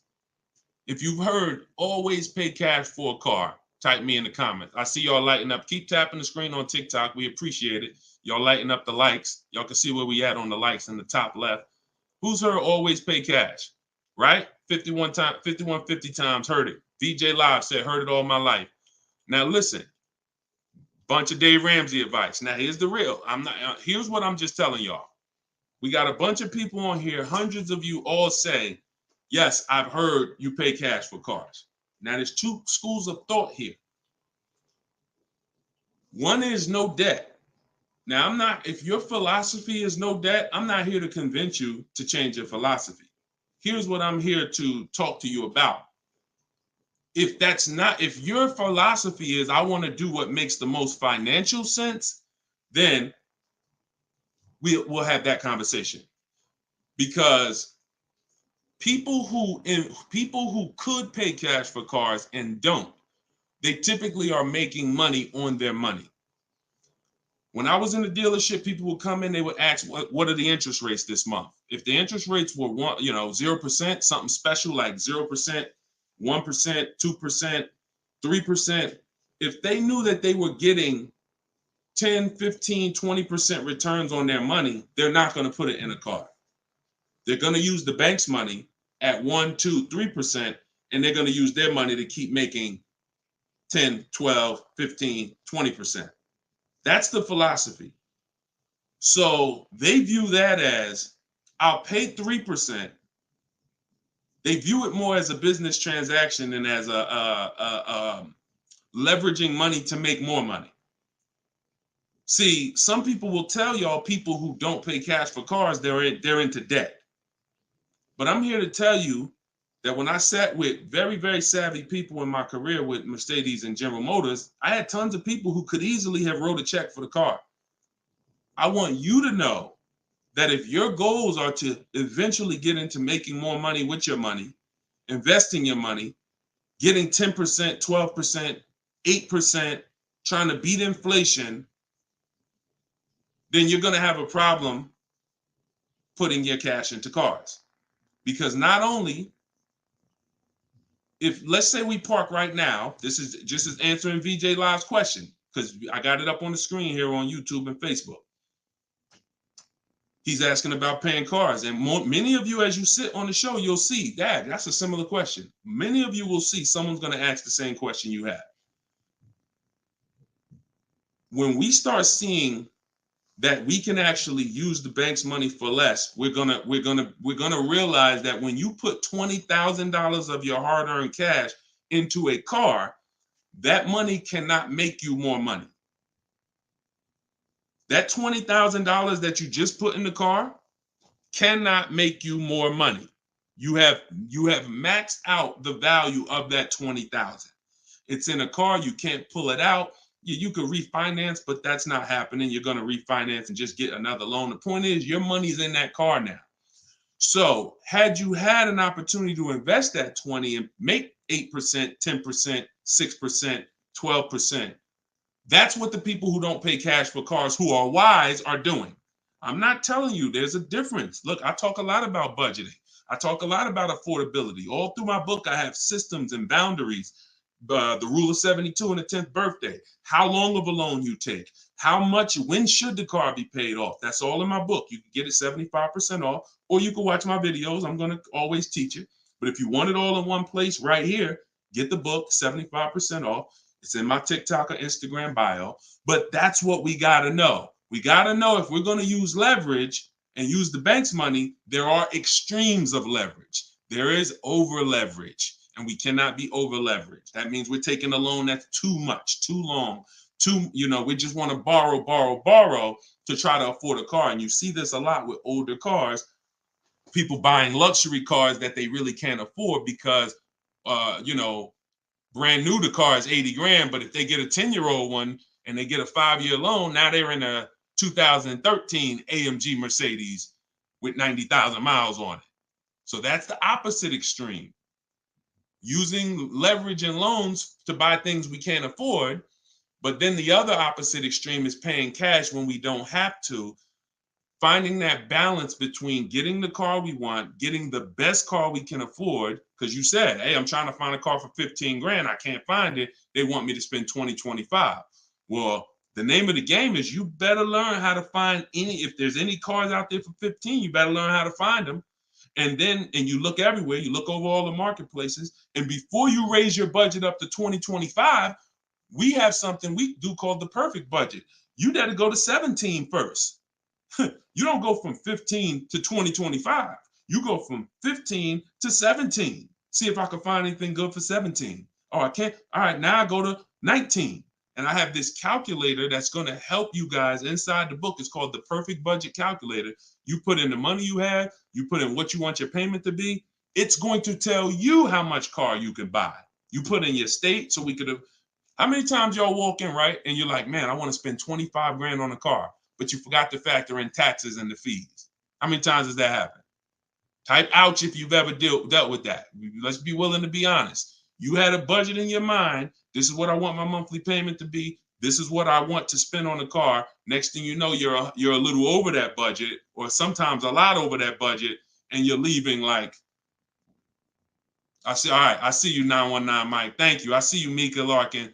Shout out to everybody willing to be honest. See, in order for us to really make sure we don't make these mistakes, we got to be honest of the fact we've made them. So that's what we want to do. We want a budgeting system that tells us when we can. You spend any more than this, and you're going to be over your budget. You said you want a payment of $400 a month. That means you said you only got $1,000 to put down, or nothing to put down. Here's what you can spend on a car. And when you use this perfect budget calculator, you're going to never go over budget. Because honestly, y'all, we don't want to be anywhere near our top of our budget. We want to be shopping under our budget. That's where I want y'all. Under your budget. That's why I said if your budget was 15 and then your max might be 2025 with a loan, all right, we got to go from 15 to 17 to 17.5 to 18. We don't just jump to 2025. But we need a methodical system to do that, to help us do that. How do I get out of an upside down lease?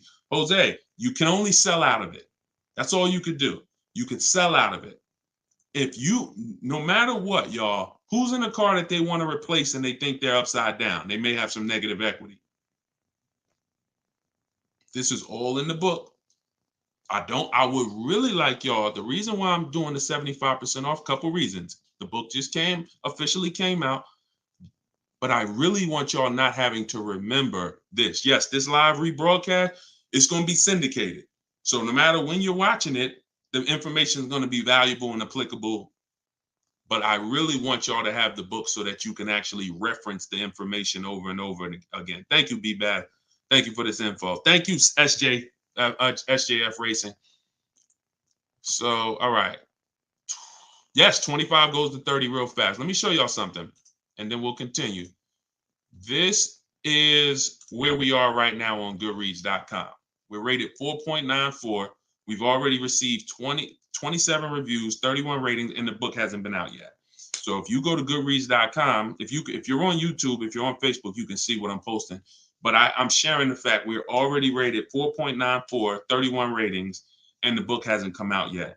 So now that it's officially out, I really want y'all to have it. And so make sure you take advantage. Get your 75% off. It's normally $97, but while you're watching here, it's 75% off. Everything I teach is in there in one place, so you don't have to remember it. All right. If you have it, let's talk to the people who are in an upside down lease or upside down loan. First of all, we don't want to be there. I'm gonna tell y'all why.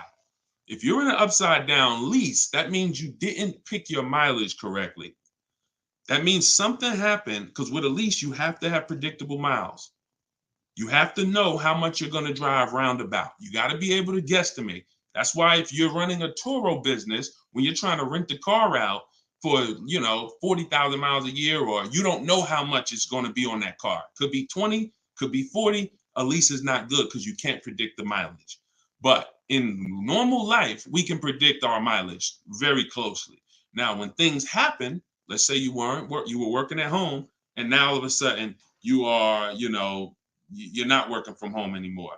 Now you got to drive into the office to 20 miles away. Well, that's a lifestyle change. That can lead to you racking up mileage penalties. But here's what we don't want to do. You don't want to buy that car, y'all. I'm gonna tell you why. Every time you lease, you have a price that you can buy the car for. Most times it ain't worth that. Yes, in the last couple of years, we saw a couple cases where, the buyout prices were good. Before the pandemic, the buyout prices usually were nowhere near what you could get a comparable used car for. So if your car was 3 years old with 36,000 miles on it, the prices they were putting was to make you not buy the car, was to make you send it back to them so that they can handle it and resell it. So if the price wasn't worth it to begin with 36,000 miles, I've seen people, you go over your miles and you're like, I'm over the miles, I'm just going to buy it. The price wasn't worth it with good mileage. The price wasn't worth, if you had 36,000 miles, that car wasn't worth you buying for the buyout price. You actually have 48,000 miles and they want you to pay the same price for it. So it's important that if we have to deal with penalties because we didn't structure the lease correctly, or because we didn't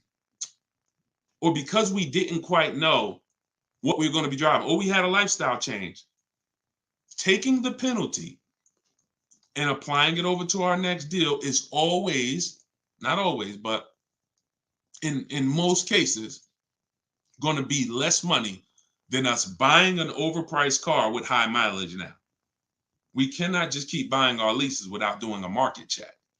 So when you asked about how do I get out of a lease with negative equity, all you can do is find out what the penalty is. There's 3 ways that you could get out of this thing. You could either pay the difference.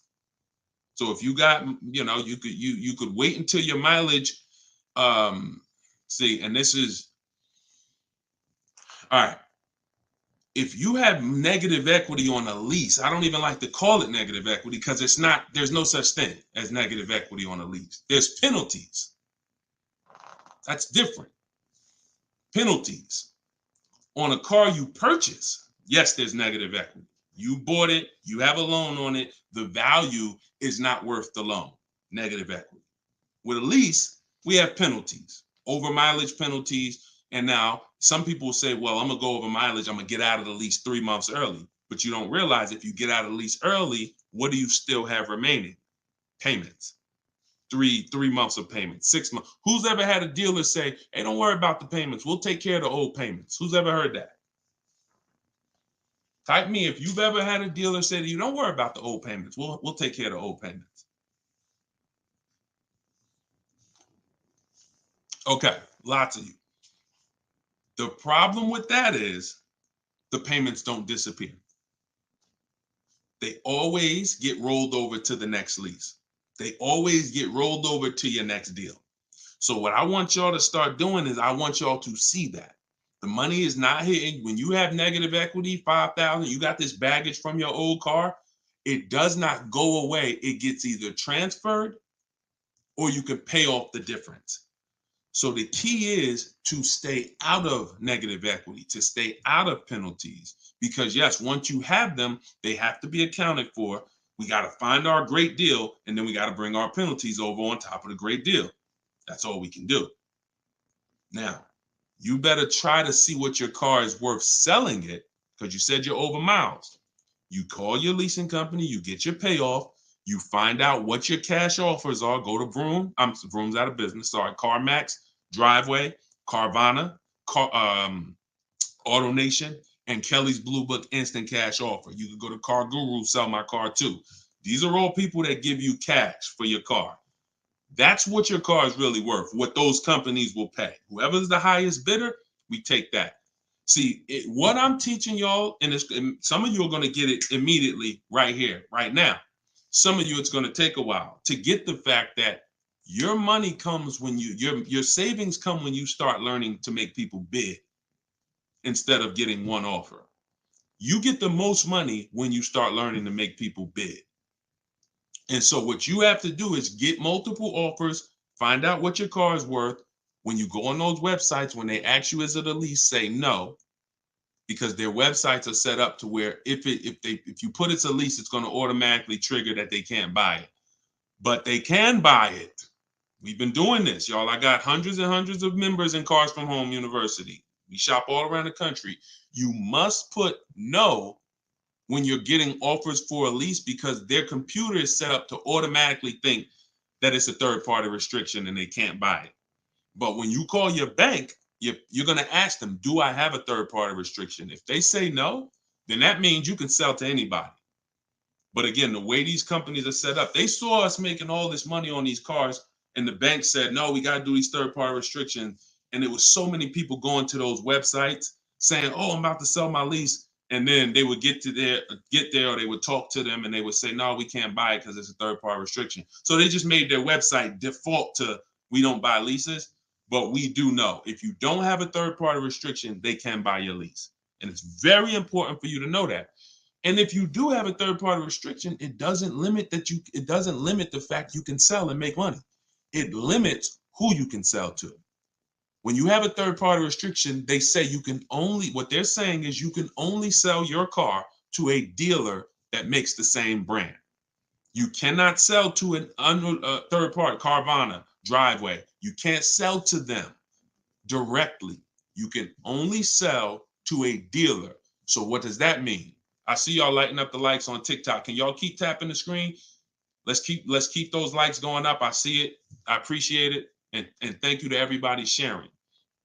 So when you are, I just got off my point, but I know it was about selling. So multiple offers, y'all. This is all in the book, Car Shopping for People That Hate Car Shopping. Who has their copy? Who got their copy? We'll continue. We got some more time. We're gonna keep doing Q&A, but who got their copy of the book already? Who got their 75% off? I really want y'all using this. The book is affordable for everybody. Everybody. All right, especially at 75. Now it should show, make sure it's not showing the $97 price. That's the normal price. I see you, 5150. Okay. All right, I see you, Jimbo. Okay. Okay, I see you, Diane. I appreciate you. Okay, and I want y'all to use it. Don't read it, use it. That is like literally it's an action guide. That ain't a book you read and then you have a bunch of things you got to remember. I'm walking you through the process step by step. And again, everything I teach is in my videos. So I don't hold back in my videos, but I do want y'all to have access to all the information in one place. If you don't want to cycle through all my videos to try to find it. All right, is it worth buying a car from Carvana? That's a great question, Danny. It depends on if it's the best deal in the market. Danny said, is it worth it to buy a car from Carvana? Now, you can put anything in there. You can put Driveway, any of these online sites, online car buyers, online used car sellers. But here's the game that we avoid. We cannot shop from them exclusively, because here's what they try to do. they will try to sell, they'll try to sell you a car based on variety. Hold on. My do not disturb should be on. My do not disturb should be on. So what, anytime you see,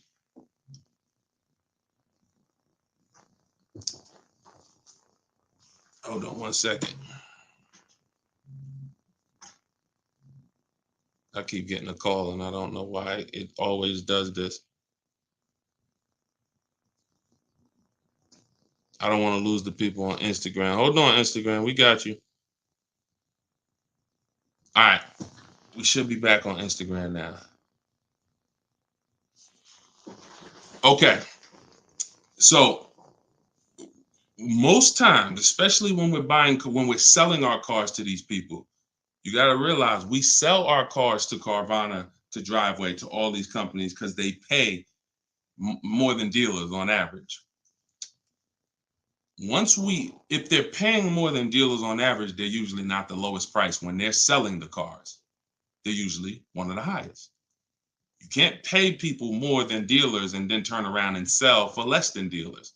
That could be part of the reason why Vroom went out of business. But whenever we shop for a pre-owned car, Carvana is always on the list. Whenever we shop for a pre-owned car, CarMax is always on the list. Driveway is always on the list. Why? Because we shop everywhere there's a used car. You may have been trained to shop local with used cars or to shop I only go to Car Gurus. Then you're missing the stuff that's on cars.com. You're missing the stuff that's on carfax.com. You're missing the stuff that's on Driveway.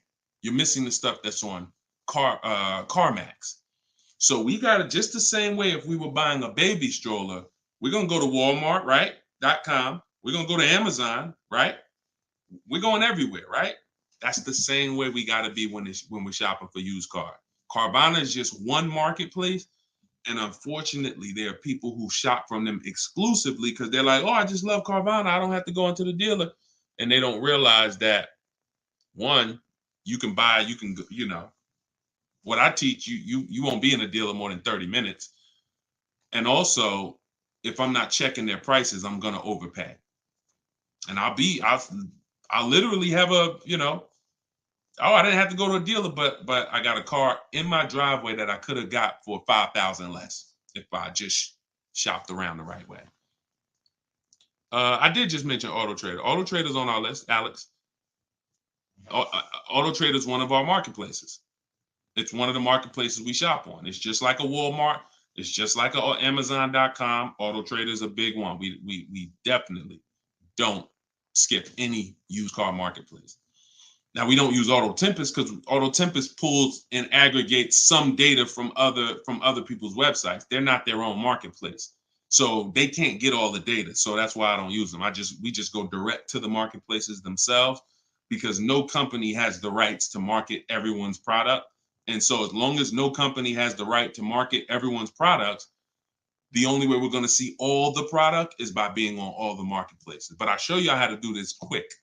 This shouldn't take you more. Look, y'all, this is going to sound crazy, but it shouldn't take you more than 60 minutes, 90 minutes to get your best deal on a car. No, 90 tops. Tops. Not only do I want y'all saving thousands, I want y'all to save time. Deciding what you want, shopping, test driving, that takes time. That's fun. Getting the deal, that should not take you more than 60 to 90 minutes when you learn how to get bids. Okay. And the more you stick around, the more you use what I teach, you're going to make deals and save more money in like less time. Does he lease to buy? No, we don't do lease to buys. We don't mix the two. Leasing is its own benefit. That's a great question. Great question. Let me put the banner back up for those of you who want to get the book. See, if you don't want to have to remember all of this, grab your book. My new book is called Car Shopping for People That Hate Car Shopping. It's digital, so you could download it, be literally using it in 2 minutes.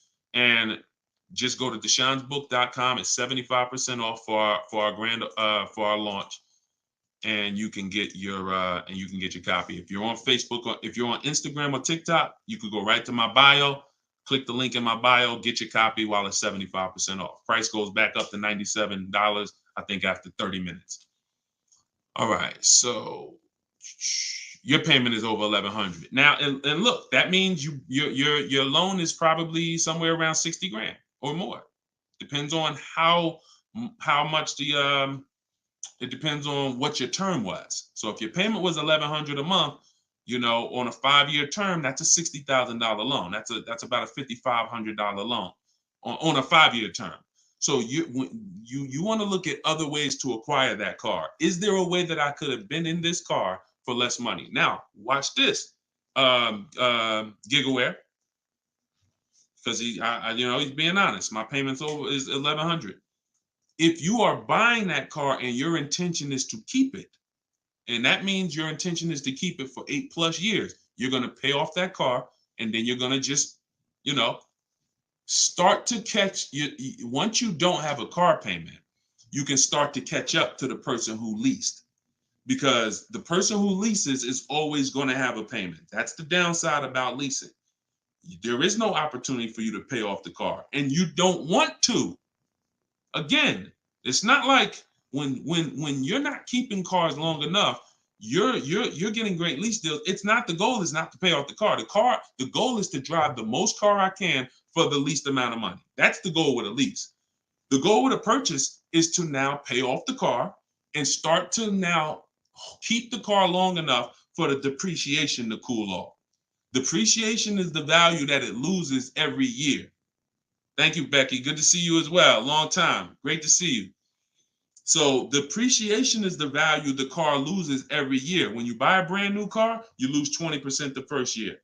Then you lose 15%. Then you lose 15%. Then you lose 12%. Then you lose 10%. And as you keep the car longer, it gets to a point where you're only losing 5% or so a year. But you must keep that car long enough to get to that point. And what many of you have been taught to do, you may have been taught to, man, I buy my cars and then I'm replacing them in 3 years. I'm replacing them in 5 years. Now I'm replacing my cars when they're losing the most value. That's not when you want to replace a car. You now bought the car, it's losing value like crazy for the first 6-7 years. Now, perfect. It's going to cool off now. It's paid off now. Now I can start to recoup some of all that money that I put into that car. But most people don't do that.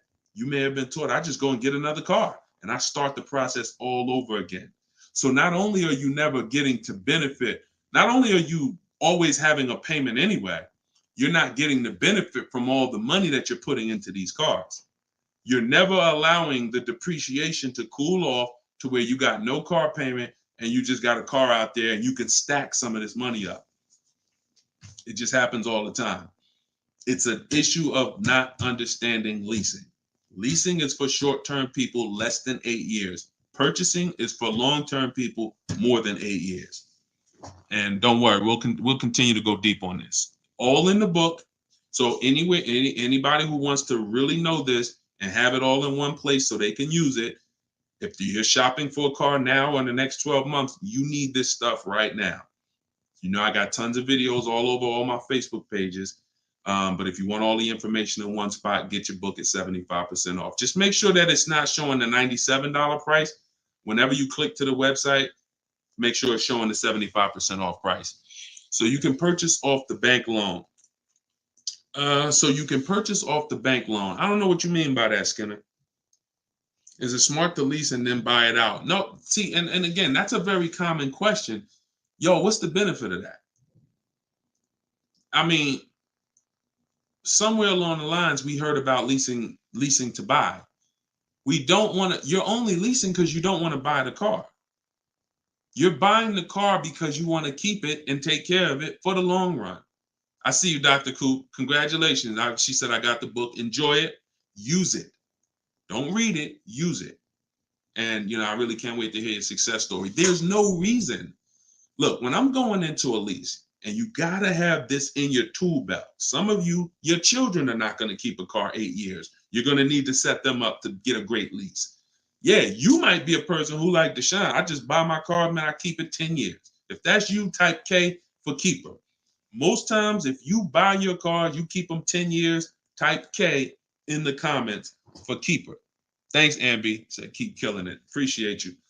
If you are, the book is called Car Shopping for People That Hate Car Shopping. It's in my TikTok bio and it's in my Instagram bio. But I think you only got, it's 30 minutes. You could get it for 75% off. While everybody is on, you could get it 75% off.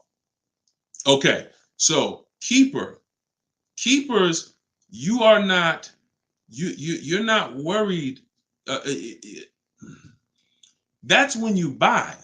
When I'm going into lease, I'm not thinking about keeping. I'm not we don't want to mix the two.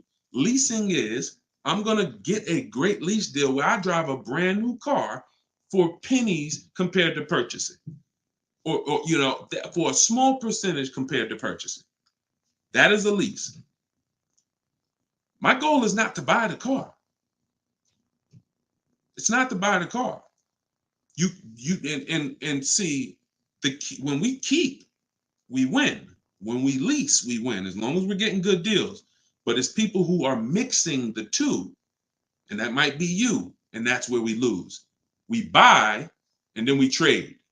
We buy and then we sell it in 2 years, 3 years, 4 years. We tired of it. Oh, I'm gonna go switch out of this. That's mixing. The other one is you lease and then you purchase the lease. So you lease your vehicle and then you go buy it at the end. That is mixing.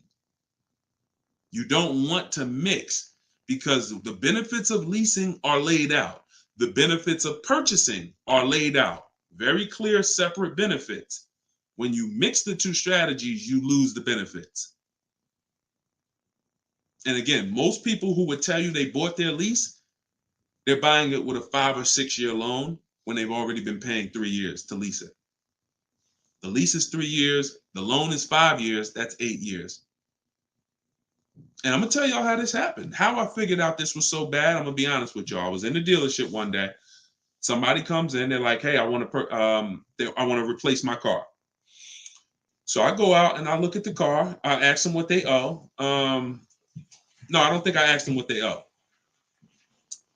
They come to the dealership. They say, "Yeah, I got a car out there. I want to trade it in for a new car." And I'm like, "Okay, that's pretty normal. Let's take a look." Here's what happens.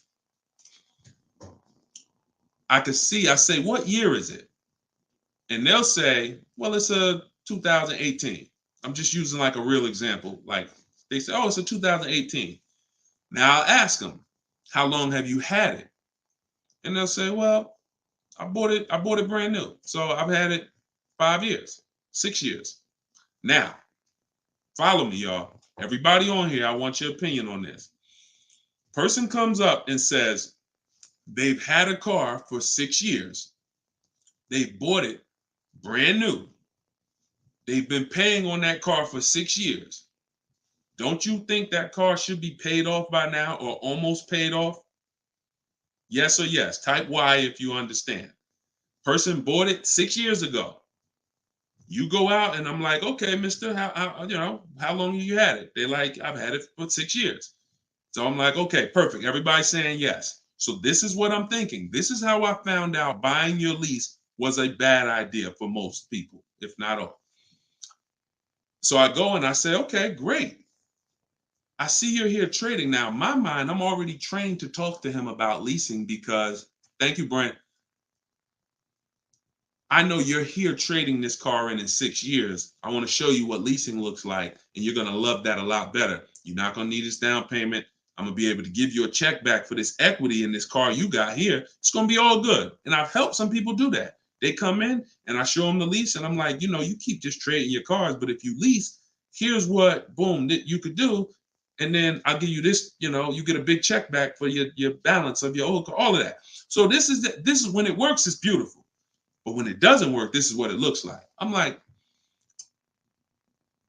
I run and I'm like, "Okay, your car is worth about $15,000. Instagram just logged me out. Instagram just logged me out of nowhere. I don't know what happened. Let's see if I could go back. All right. So now when it doesn't work, so I go out and I find the used car manager may tell me this car is worth 15,000, and I'm like, okay, perfect. It's probably paid off. Great. He's gonna get like a check back for like almost all that, and then he's gonna have a low payment. He's gonna love it. So I find out when I call the bank, I say how much you owe. He says, well, I don't really know. I call the bank. I'm like, okay, I'm calling for Mr. Jones payoff on his, such and such car. And the bank says, okay, yes, the payoff is $15,000. I'm like, wait, 15,000? How could he still owe 15,000? This doesn't make sense. I look at him and I said, the bank is saying you still owe 15,000 on the car.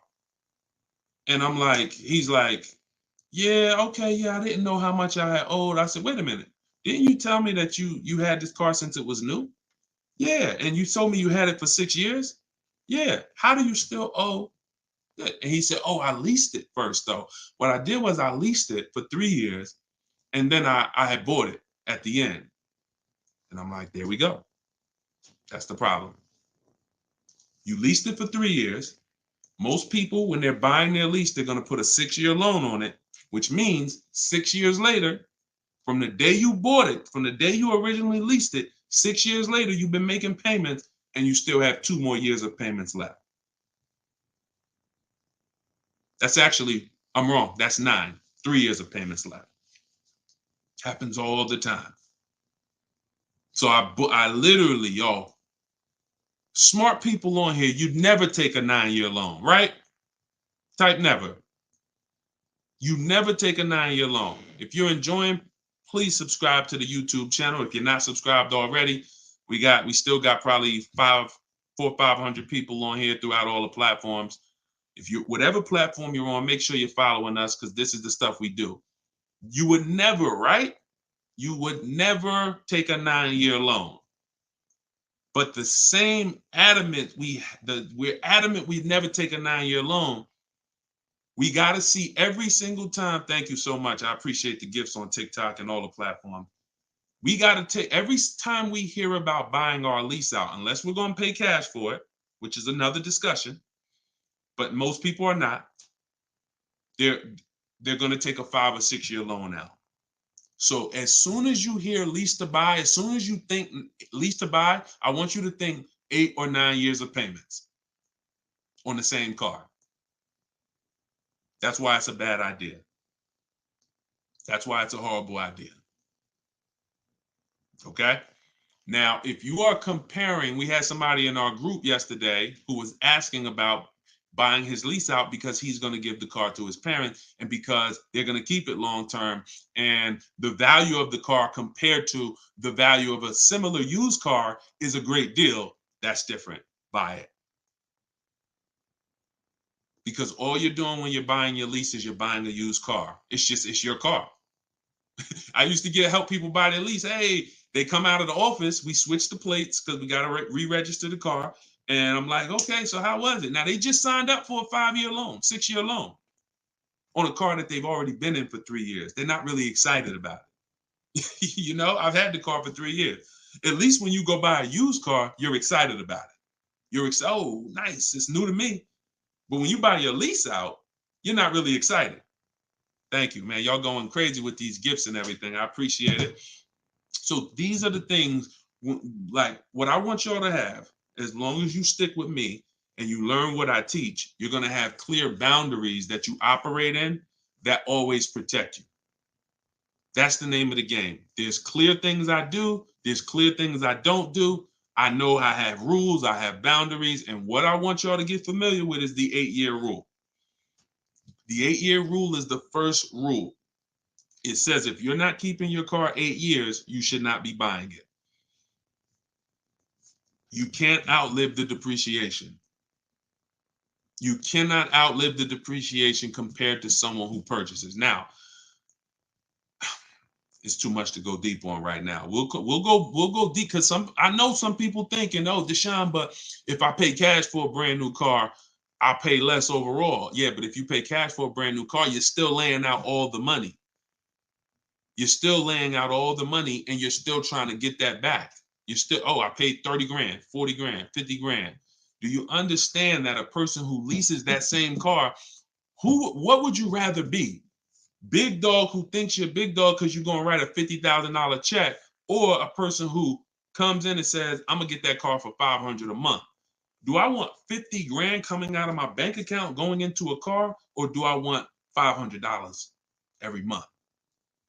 It's much more, it's a much more pleasant feeling to give a bank $500 every month to drive their $40,000 car than it is to say, okay, you want this $40,000 car, then you come give us a check for the whole amount and the taxes and everything. Now I'm taking the check out, boom.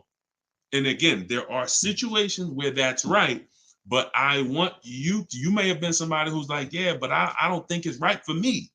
And that's okay.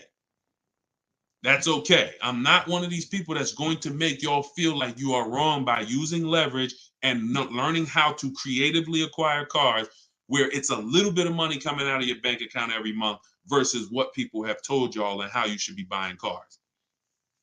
Thoughts about leasing luxury vehicles. It doesn't change, Doctober. That's a great question. He said, what are your thoughts about leasing luxury cars? Same principle, 8-year rule. I don't care whether you're leasing a G-Wagon, whether it's a Bentley you're looking at, whether you're looking at a Toyota Corolla, the 8-year rule is what applies. Because the 8-year rule takes into account the depreciation. If you look and say, that's a car I'm keeping for 8 years or more, you buy it. If that's a car you're not keeping 8 years, you're going to see you'll pay thousands less and drive a better car leasing it, even if you try to buy it used. So I'll need more than one broadcast to really go deep on this. I'm just getting familiar with how to use all of these tools where I can show you all stuff. But we'll continue to go deep on this. This is not a subject. If you've gotten years and years of bad advice, it's not always. Some of you get a breakthrough immediately, and some of you it takes more time because again, it's been beaten to your head, and people with loud voices who shout tell you this is what you do, or you never do this, or you always do it like this. You know, like who's heard somebody say never buy a used car? I mean, never buy a new car, always buy used. Who's heard that? Type of U for used. If you were taught you always get a used car, you should never get a new car. Who's taught that?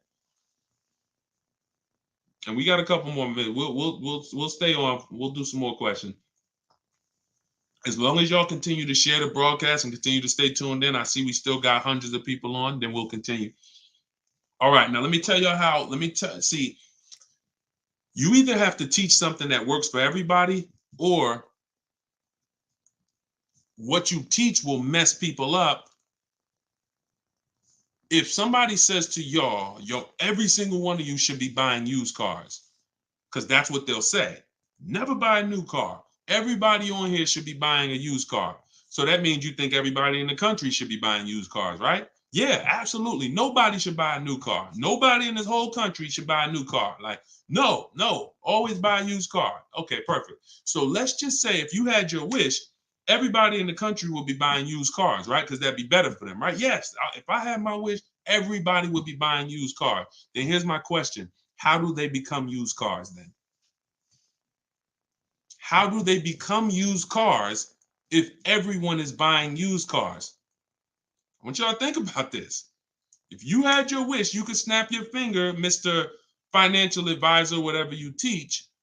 How could everyone buy used cars? It's impossible.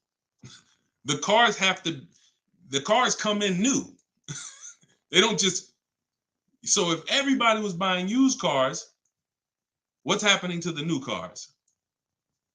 They're just sitting there. And then, so that's not a practical solution. How do we acquire? Who should be buying brand new cars? People who are going to lease them, and people who are buying new cars, who want to purchase, keep long term, and you could afford new. That's only if some people say, Deshone, I want to buy. I'm not leasing. I want to buy. I keep my car. But should I buy new or pre-owned? That depends on budget. That depends on, unless you want one specific from a year, sometimes it'd be like, oh, I want this special year. But if it's a case of, you know what, I can afford both. Should I buy new? Should I buy pre-owned? That's a matter of budget and preference. If I could afford a new one and I can keep it long enough to outlive the depreciation, then I'll buy new. But if I can't afford to get a quality vehicle for my budget, then I'll buy pre-owned. And some people want to treat themselves. Some people like, I only get a new car every 10 years, Deshone. I'm going to get something new. That's fine. That's fine. As long as it's long term, because time heals all wounds. We killing the likes on TikTok too. I appreciate everybody tapping the screen. Y'all still running the likes up. Appreciate it. Shout out to the subscribers. If you haven't subscribed to us on YouTube yet, please, we invite you to subscribe. This is what we'll do. You'll get notifications of when we live, so you can make sure you tapped in. I see you, Barbara. She said, I just bought the book. I appreciate everybody who got the book at 75% off. This is the launch. I'm excited. As y'all saw earlier in the broadcast, we're already rated 4.94 on goodreads.com. We got 31 reviews. That book, Car Shopping for People That Hate Car Shopping, has been really changing people's lives and the way they shop. It's a tool. It's not something you read. It's something you use. So get your copy at deshonesbook.com, 75% off, or you can scan the QR code, or if you're on Instagram or TikTok, just go to my bio. And as long as you're seeing this, you still should be able to get it at the 75% off price. And it's immediate download. So, and you'll see as you read it, there's a reason I had to make it a digital book. I couldn't print it because it links to videos. It links to docs. I got scripts that it links to. There's no way I would have been able to do it printing the book. And then also, sometimes I need to update stuff. Like Vroom went out of business 2 months ago. If I would have printed the book, now Vroom is, I need to be able to update real time when something happens. And I couldn't do that with a print book. I didn't want thousands of print books out there and then something changes. And now I got to tell people, oh no, you got to get volume 2 now. You know what I'm saying? Thanks, Angelina. All right, so Dr. Coop says, I have a paid off Toyota. I don't want to trade it. Should I have a down payment? You don't need, look, if you can find a deal on the vehicle you want below your budget with no down payment, then do it. You said you have a paid off Toyota. You don't want to trade it in. Now, here's what I ask people. You put the vehicle to use, because if you're going to go and get another vehicle, then you're going to be paying for that vehicle. You don't really want, the only people I recommend have an extra vehicle is if you're a high mileage driver. Who's a high mileage driver? You're driving over 20,000 miles a year. Over 20,000 a year, type HM for high mileage.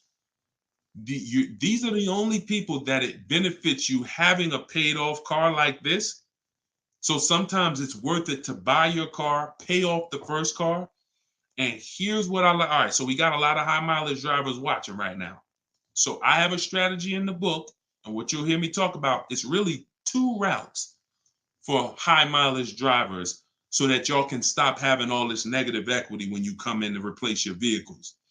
What typically happens with high mileage drivers, and the reason I suggest to them 2 cars, 1 car payment, is because they're putting so many miles on their vehicle, but your loan is a normal loan.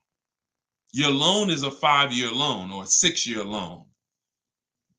Those loans are made to go down for the normal or average driver. And even the average driver is going to have negative equity on these loans in the short term. So when you are destroying the value of your car because you're putting 20,000, 30,000 miles a year on it, it's going from being worth 20 grand one year to now it's worth 12 grand the next year because you put 30,000. You're destroying the value of it, but the loan that's attached to it is not moving.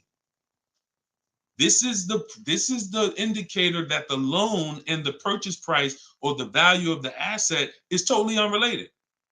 They're unrelated. They don't matter. That's why you have to make sure you get a good price on the asset. You can't just pay attention to what is my loan doing, because your loan doesn't tell you what you're really in the car for. So check it out. You now are putting all this mileage on your car. You come in 4 years and you're like, hey, you know what? Car got 200,000 miles on it now.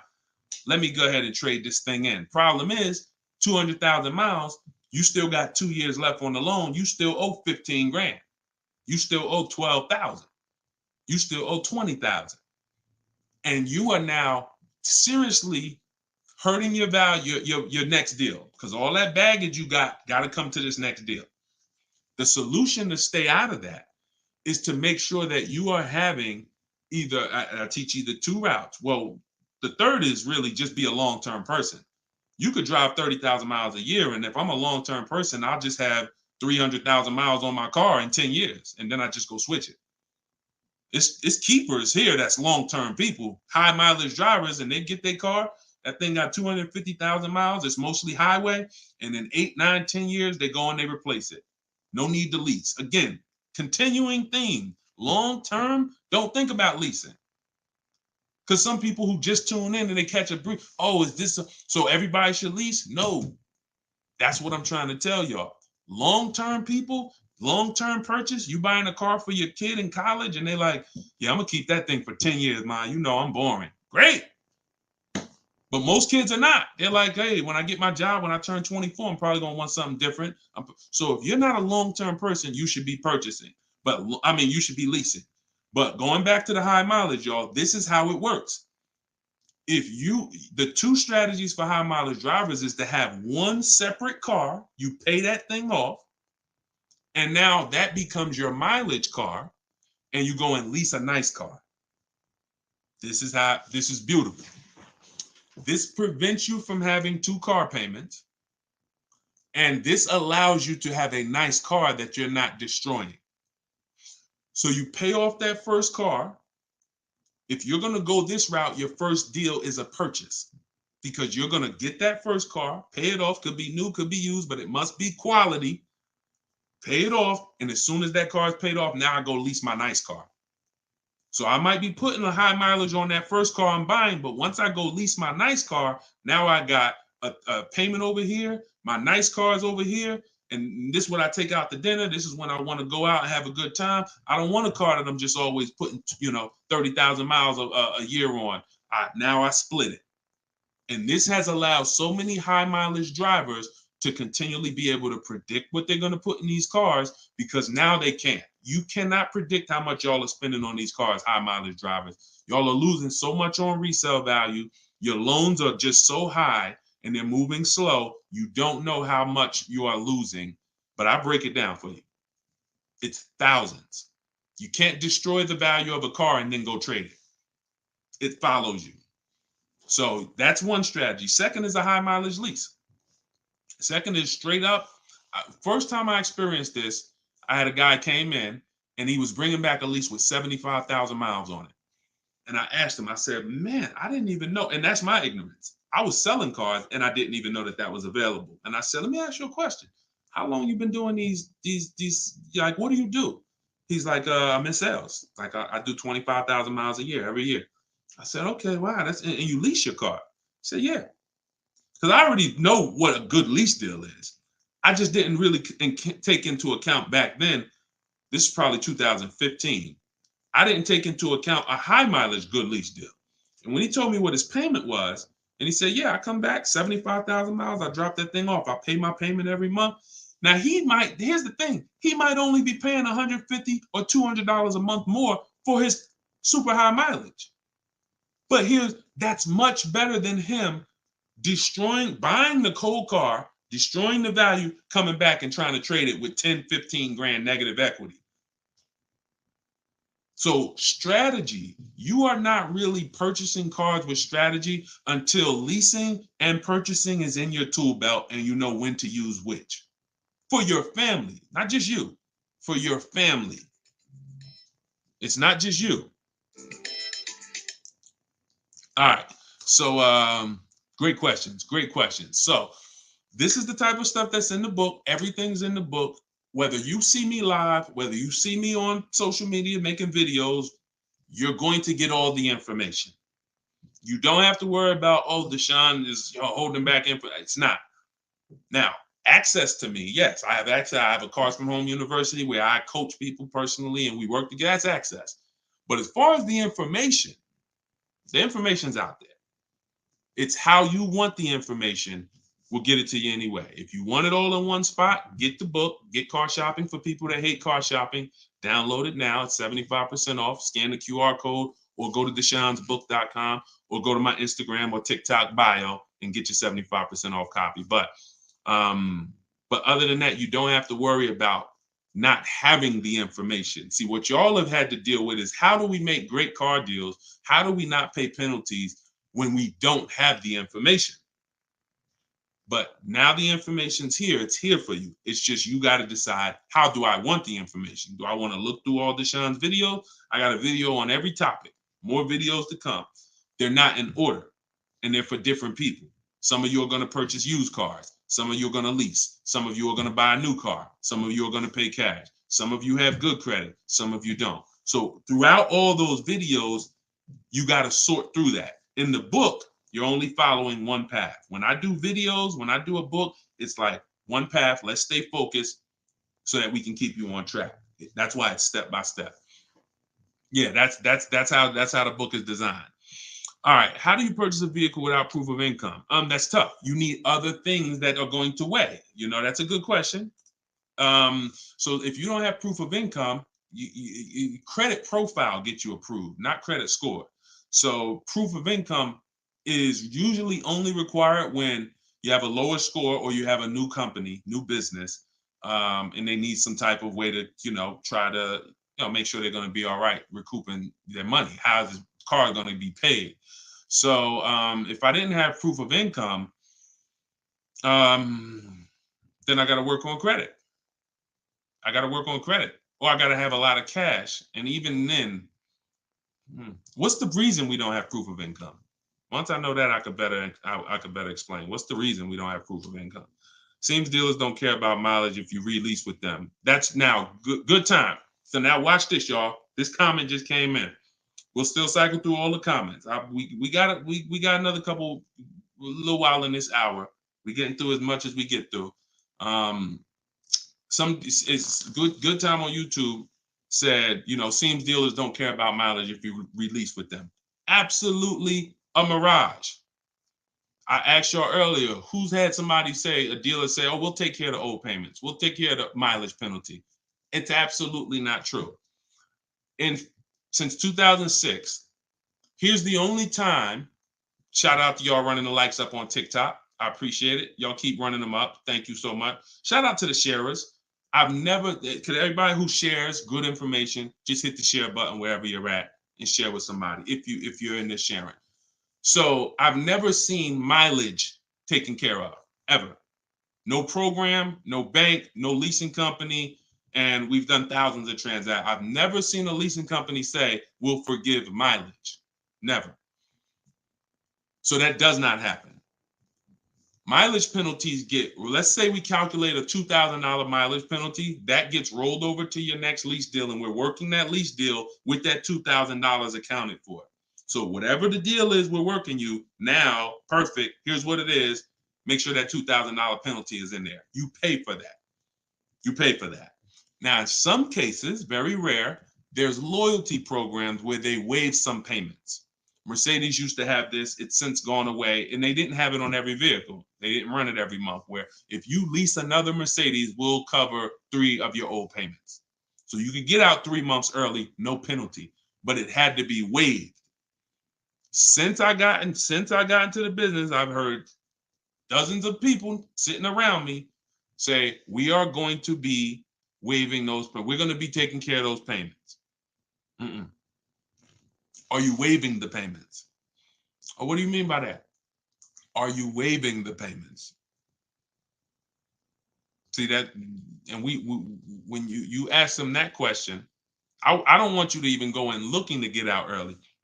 I'd rather you know what your deal is, so you can shop from home the way I teach, where no one has to reveal that information to you. No one is. If you got the right strategy, you're never putting yourself in a position where someone can lie to you without you knowing it. So if you go in the old way and you go into one dealer and say, hey, I'm looking to get my, new lease and I got like penalties, and they'll say, okay, we'll take care of it. That's putting yourself in position to be lied to. Oh, we took care of that. We built in the payment. Yeah, all the payments are taken care of. This is your new payment. Mm-mm. When we shop, when we take control of our deal, that's not something someone's telling us. That's something we already know.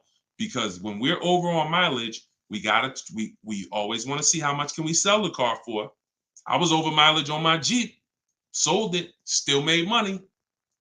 Still made money. There's plenty of people who go over on their mileage and can still sell their lease and make a lot of money. Even if they break even, they avoid the penalty. So first is always to do our equity assessment and see how much we can sell the car for. And if we can sell it, we avoid the penalty. And then we're choosing payments. Do we get out early? Do we make the payment? You see, when you getting out of your lease early, unless you sell the vehicle, y'all, you can't get out of your lease early. You're breaking a contract. So I don't want y'all I don't want y'all using language or comfortable with language that cost you money, because you've heard people say this for years. Oh, I'm just going to get out of this. No, you're going to get out of it and you're going to pay penalties for that. So because they've taught us, or you've been taught, oh, you can get out, no problem. You call the dealership, hey, you know what, y'all? I bought so many cars from y'all. I know I'm supposed to keep this lease for how many years? It's supposed to be 3 years, Mrs. Johnson. Okay, yeah, but I think I'm ready for something new already. All right, well, when can you come in, Miss Johnson? See, they're never going to say, just so you know, Miss Johnson, if you break the lease, the penalty is going to be, pretty significant, because you contracted for 3 years and now you're getting out. So we're gonna have to roll over probably about $3,000 or $4,000 or $5,000 to your new lease. So no, they'll just come in, get you in, and all right, here's your new payment, Miss Johnson. You don't realize that I'm paying $100 more for this car than I could have been paying if I just waited. But because you've been taught to be a payment shopper, it doesn't matter to you. But somebody who's financially savvy, who's like, man, I don't want that extra $100 coming out of my house for the same vehicle. You're not going to do this. So we cannot ever believe what dealers say about penalties, about, oh, we'll take care of that. We find out, can we sell our car to avoid the penalty? Or if I can't, I either got to pay the payments and get out earlier, or I'm going to stay in it and just take the mileage penalty. That's not a bad idea most times, y'all. Sometimes people will call and say, yo, I'm going over mileage. And I say, okay, well, based on how you're going over, you'll only be over by like 2,000 miles. That's only $500. Oh, I thought it was going to be more than that. Nah, you're going to be over by 2,000 miles. Just, wait till the end. And then when you get your new car, build that 500 into the deal, and that's it. Or just pay the $500. Because very rarely are people, oh, I was supposed to drive 36,000 and I'm doing 100. That's just, wait, something went wrong here. What the heck happened? I can see you were supposed to do 36 and you did 40. You're supposed to do 36,000 miles, you did even 45. Maybe you got a different job. But I mean, how we have to structure our leases right, so that if you know you're a high mileage driver and you take a 10,000 mile a year lease, shame on you. Like, we can't do that. We can't do that. Some people, oh, I'll just buy it at the end. You're killing yourself. You're killing yourself. The residual value, you're going to put a ridiculous amount of money on those, or a ridiculous amount of mileage on that car, and you're going to buy it in 3 years with 90,000 miles on it for the same buyout price that was estimated from your 10,000 mile a year lease. They estimated this buyout price is for a person who brings the car back with 30,000 miles on it. Here's the price. And then you bring it back with 90 and you pay the same price. Oh, I'm just going to buy it because I went over on the miles. No, killing yourself. You're realizing the loss. So again, this is why we want to be in your life. This is why I'm doing my best to be in your life, so that you can avoid these things. Anybody who really wants to have somebody, like, we're set up. We've been doing this for 3 years as far as a company, providing education. So, I mean, whether it's hundreds, thousands, dozens, we're set up to make sure that everybody who wants to protect themselves and get the best deals are able to do it. Paula, got my book. Phenomenal. Use it. Everybody that got the book, thank you. I appreciate you, brother. I thank you so much, Lord. I appreciate you. We're going to be doing these lives regularly. I think, this is the best format. I like to come and interact and really answer questions and really show y'all, why I want you to start treating cars, buying cars and leasing cars, treating getting cars like buying small houses. Most people treat getting cars like going to Walmart and getting a TV, big screen. You come back home and you're like, man, it's like you get an itch, but you get an itch for a $30,000 decision or a $10,000 decision. When you start planning out your car purchases the way I'm going to show you, and you go in with a system and a strategy, the way that's taught in my book is 7 steps. First step is deciding whether you lease or buy. 7th step is delivery. So by the time you get to step 7 in my book, by the time you get to step 7 of what I teach, you should be picking up your car or it should be being delivered to you. So it's not about learning and reading and then, okay, Deshone, I just read everything. I just learned everything. I just watched all the videos. Now I'm ready to go get my car. No, we're going to you learn by doing. And if I teach you a different way to shop, different things to do, by the time you get your car, you're going to be like, oh, I didn't need Deshone to tell me what to do step 1 through 7. I just needed him to tell me this is step 1, do that. And then when I'm done, I come back. Okay, Deshone, I did step 1. What's step 2? Here's step 2. Do this now. Okay, perfect. Let me go on these websites, do step 2. Perfect. Just did step 2, Deshone. Perfect. Here's step 3. Do this. And we found that has been able to guarantee success for so many people. And that's how they're able to get the same deals that I get. Like this is this lady right here, this young lady, like Taupe. She got a BMW $54,750 BMW, putting dealers against each other. She got it for $690 a month. She got the protection plan and raised it up. Her payment on that BMW. Now, mind you, if you can see on YouTube, if you can see on Facebook, you can see this slide. $690 a month. People are paying for that $54,000 BMW. People are paying $1,100 a month. To go in and purchase that car, $54,000 is $1,100 a month with no money down because she didn't do any money down. $690. You see what I'm saying? Some of you might be looking, and quite honestly, some people may watch it because we're going to syndicate this. Whether you're watching this live or in syndication, doesn't change the value. You might be driving that same car, and you might be looking and saying, "Yo, I'm paying $1,000 a month for that car. She's paying $690. I put $8,000 down. She put no money down.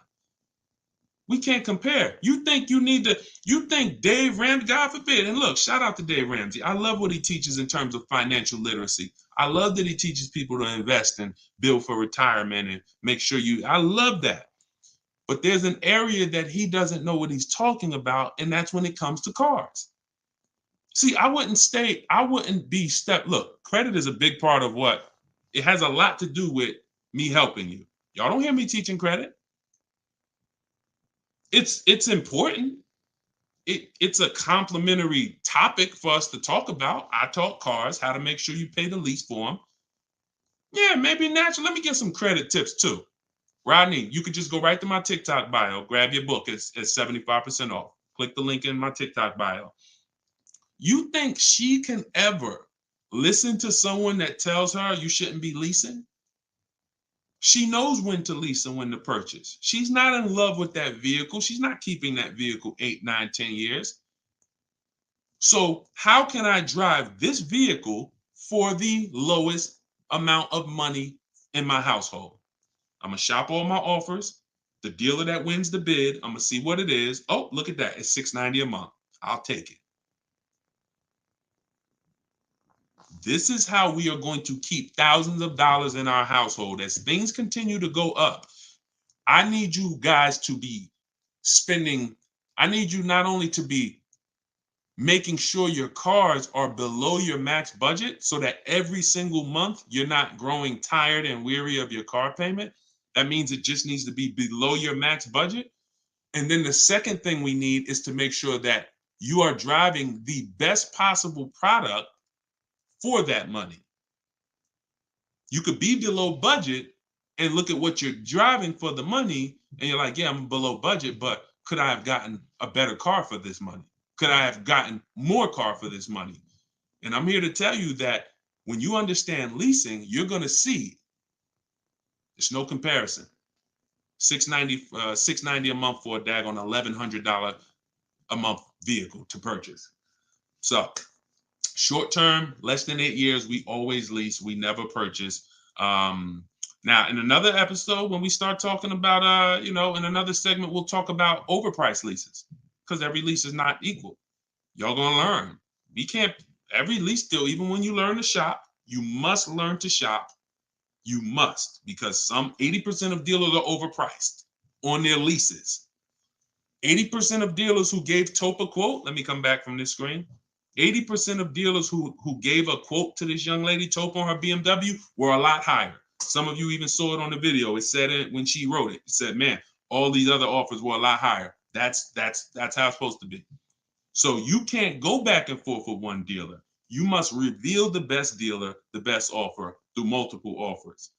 So that's what you do. And you do that whether you're leasing or purchasing. And when you start doing that, you'll understand. That's in the book. That's what I teach. Bids. One-to-one negotiation is dead. I want y'all to eliminate one-to-one from we never do it. Because you cannot do that with any other item and win. You can't do it you can't do it with jewelry. You can't do it with groceries. You can't do it with televisions. You can't do it with houses. One-to-one negotiations, you lose every time. You must see multiple options, multiple offers, and then we pick the best one. And what you see is that's going to be done with loans we get, cars we buy, and cars that we sell. We don't trade. So, all right, yeah, this has been great. I need her contact. I don't know what you, I guess y'all having a conversation. I didn't know what y'all needed contact-wise. All right, let's see. Is buying and selling a car a good hustle? I'm not really teaching people how to buy and sell cars because, there's,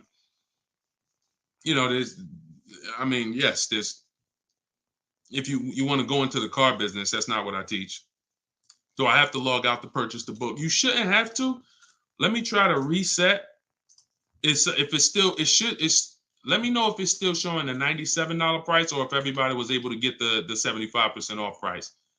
Let us know. All right. I just reset it. So it should give you an opportunity to go back in there now and get it at the 97% off. All right.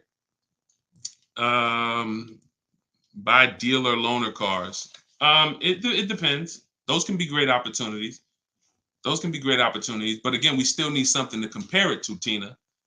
Tina on Facebook said, buy dealer loaner cars. Now, we will buy or lease a loaner car if it's a great offer. So when we reach out to dealers, you'll see in the book, I teach you to go to the website because I give you my scripts. I tell you what to say. Some of you could do it by phone if you want to call a dealership and try to get multiple offers, but I would only speak to a sales manager. And even then, you got to just make sure that but only speak to a sales manager. But the point is, if they have a loaner car, it needs to be so much better than what I could get a brand new one for. So if, for instance, if the dealer that wins the bid is offering me $3,000 off on a brand new one, but a dealer with a loaner car is only offering me $3,000 off or $3,500 off, and it has 3,000 miles on it, I'm going to go with the brand new one. But if I don't have anything to compare it to, then I might think 3,000 off is a good offer for the loaner car. See what I'm saying? See, price assurance is when you guarantee. I want y'all to listen. If you want price assurance, type PA in the comments. You want this every time you make a deal. Price assurance means I guarantee that I paid the lowest price that I could have paid. That's called price assurance. I want you to understand. Some of you have been, though, is that possible with cars? That's what I want you to move from now on. I never want you to make another car deal without price assurance. How do you get price assurance? Multiple offers. It's the same way you get price assurance when you're buying groceries, when you're buying, spaghetti sauce. I know I saw enough offers to know there was nothing out there less. Not, oh, I went in, I looked at one brand and said, oh, I gotta have it. I like those.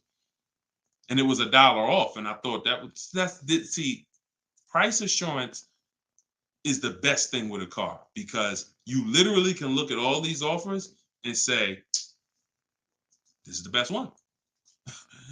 It's amazing when you realize you're the prize. Some of you be like, man, I haven't been treated like I'm the prize. I know, we're going to change that. So when you use the systems that I want you to use, you'll realize, dang, I've been the prize the whole time. You mean all of these banks and credit unions would like work this hard to try to give me, it's all these options I got. It seemed like before I really didn't know all my options. That's right. But when you now change the way you shop and you now move into a bidding mindset, everyone I'm going to do business with must win the bid. The bank, the credit union must win the bid. And then I'm going to give the dealers a chance to see if they can beat it. Now they bank's going to get a chance to bid. Very soon we'll talk about how to do that without affecting your credit. I want to show y'all this bank bidding war process. We have a specific way we shop for loans, credit unions, banks. We let dealers access our credit, and the way it shows as one inquiry when it comes to affecting our score. You must learn that because when you see how much money is in the loans, you're gonna be mad. You're gonna be like, dang, I never shopped around the way I should have for my loan. I never shopped around. That's fine. No, there was no one to tell you. Now there is someone to tell you that if you have a $30,000 loan and the interest rate is 5.9, if you could have got 4.9, that'd have saved you $1,000. Do you get what I'm saying? If you have a $50,000 loan, 1 point on the interest rate, say you $2,000. So we must imagine if you could get 2 points lower, say $4,000. So we are excited to try to get money off the car. We're going to be just as excited to make sure we're not giving that money in our loan. The banks are not loving us because we don't want the banks to like us. We want the banks to say, man, we barely making any money on this loan, but we'll take it. You don't want the bank to say, oh, every time they need a loan, they just come right to us. They love us. Give them 5.9. They don't ask no question. Give them 6.29. Give them 7.2, whatever. They're not going to shop. No, we don't want that. So, all right, y'all. So I will be back for another segment. These are the things we're going to continue to do. We'll be live on all 4 platforms. We look to partner with more platforms in the future. So if there's a platform that y'all think we should be on streaming, let us know. Right now, we are, Facebook, Instagram, TikTok, and YouTube. So it's been great. We had probably, consistently 400 or 500 people on here. And so if you want to get your book at 75% off, as long as the timer hasn't come down, you should click the TikTok bio. Name of the book is Car Shopping for People That Hate Car Shopping. If you Google it, you'll see it's already rated 4.94 on Goodreads. We have 31 reviews. So we're on our way to being a 5-star bestseller. And it's really the people using it. So I want you all to use it. Get it for 75% off. Normal price is $97. Download it immediately. Start to use it. If you're on YouTube or Facebook, you can scan the QR code and get your copy, or go to Deshone's book. Mm-hmm. Yes, Mandy. Facebook is the same handle. Deshone the Auto Advisor on every channel, whether it's YouTube, Facebook, Instagram. It's always Deshone the Auto Advisor. So we'll be back to answer more questions. We'll be talking more about leasing, but we'll be talking more about deal structure, shopping, how to check and make sure cars are reliable. There's a lot of cars going out here with bad reliability ratings, bad longevity ratings. So they are not the cars that we need to be buying for keepers. We got things we got to look out for, y'all. Like this is the tip of the iceberg. We're buying a car to keep. You know how many people have bought a car, it wasn't quality? We didn't check longevity. I thought I was going to keep it 8 years, 10 years, but car started giving me issues, transmission issues at 80,000 miles. I didn't know that. We got to make sure we're checking these things. We got to make sure we look into every, so we'll break this down step by step. I'll be going over my system, my 7-step system, and just going deep with pieces of it and answering you guys' questions. Borrow against your money in the bank. Yeah, that's fine. Whatever gets you the biggest net return, Tina. She said, I don't get loans, borrow against your money in the bank. As long as, just whatever gets you the best net return. I'm just here to tell you that interest isn't the only loss on money. Opportunity cost is a loss when it comes to financial. If you were taking a class on finance, opportunity cost is real. If I could have put my money in something and made 10% on it, but my money was in a car and I didn't have that money, and that money is losing me 10% in the car. So let's just say I put the 20 grand in the car, and then every year that 20 grand is worth 2,000 less, then I'm losing. It's a negative 10% return every year on that 20 grand. When I could have had that 20 grand somewhere getting me 10%, use the bank's money at 4%, and now I'm still at a net positive when it comes to, am I richer at the end of the year? Am I richer at the end of the month? So I just say that to say we've been taught when it comes to finance, we just talk interest. Oh, I don't want to pay interest. I don't want to pay interest. But I'm here to make sure everyone knows the total package of why people who don't pay cash for cars, who could afford to, who literally can write $100,000 check for anything they want, why they don't. See, I'm not interested in, I'm interested in why the people who could pay cash for cars choose not to. And it's not what you've been taught. Some of it's not because, they just love debt. No, these people have paid off houses. So these are the things that we're going to be talking about. So, and again, all in my book. If you want it all in one place, grab your copy. But yeah, this was a great segment. We will certainly be back. Always a pleasure. And just make sure you're subscribed so you do get notifications when we go live. Make sure you're subscribed on TikTok. Make sure you're following so that when we're live, you can jump on because we're going to be doing this a lot. All right. I'll see y'all soon. God bless everybody. Listen, if you are car shopping now or in the next 12 months, I want you to type me in the comments. No matter where you are, I want you to type me in the comments. We are live on Instagram, YouTube, Facebook, as well as TikTok. Good to see you, Colette. Good to see you, Andrew. After you come in, we haven't done this in a while because I'm just getting back into going live. But if you've been with us for a little bit, we do a roll call. Where are you checking in at? Good morning, good afternoon, good evening, depending on what time. I see you, South Carolina. Okay.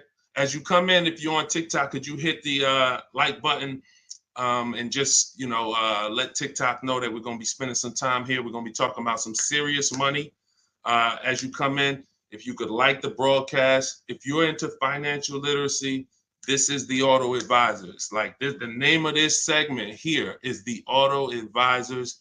We're going to be doing car Q&A. If you don't know me, this may be your first time seeing me.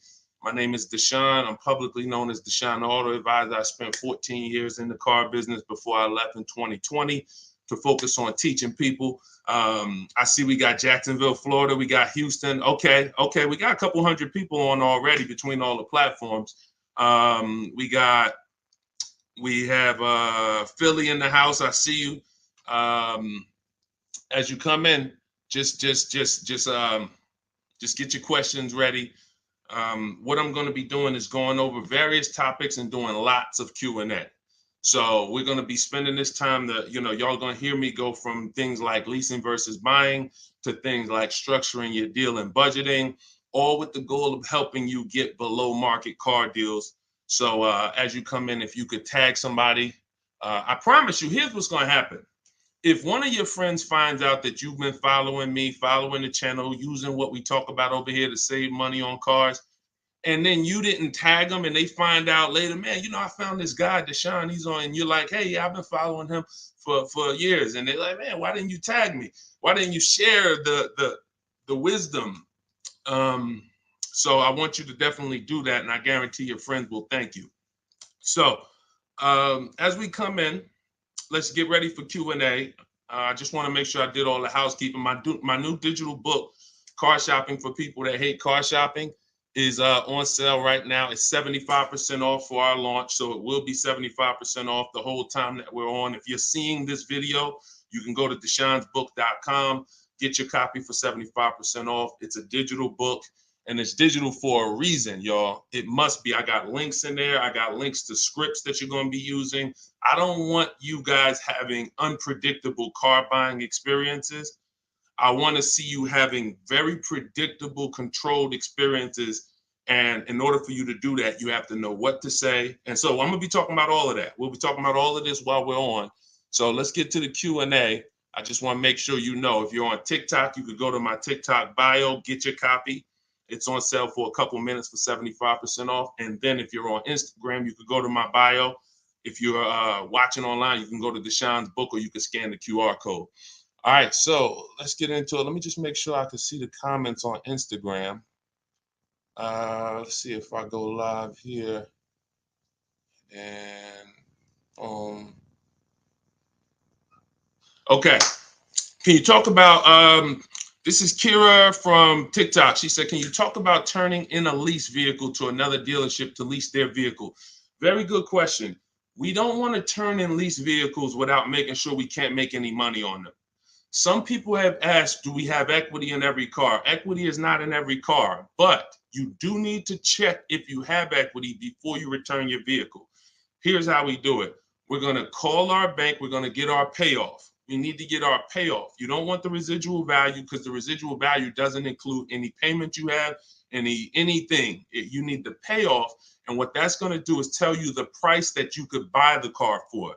Now, there's a customer payoff. Can we light up the likes on TikTok, please, so we could get some attention and let people know we setting people free financially. If you're on YouTube, if you're on Facebook, if you could like the broadcast and tag somebody, I promise they'll thank you. So the first thing we're doing, y'all, we're never returning our leases.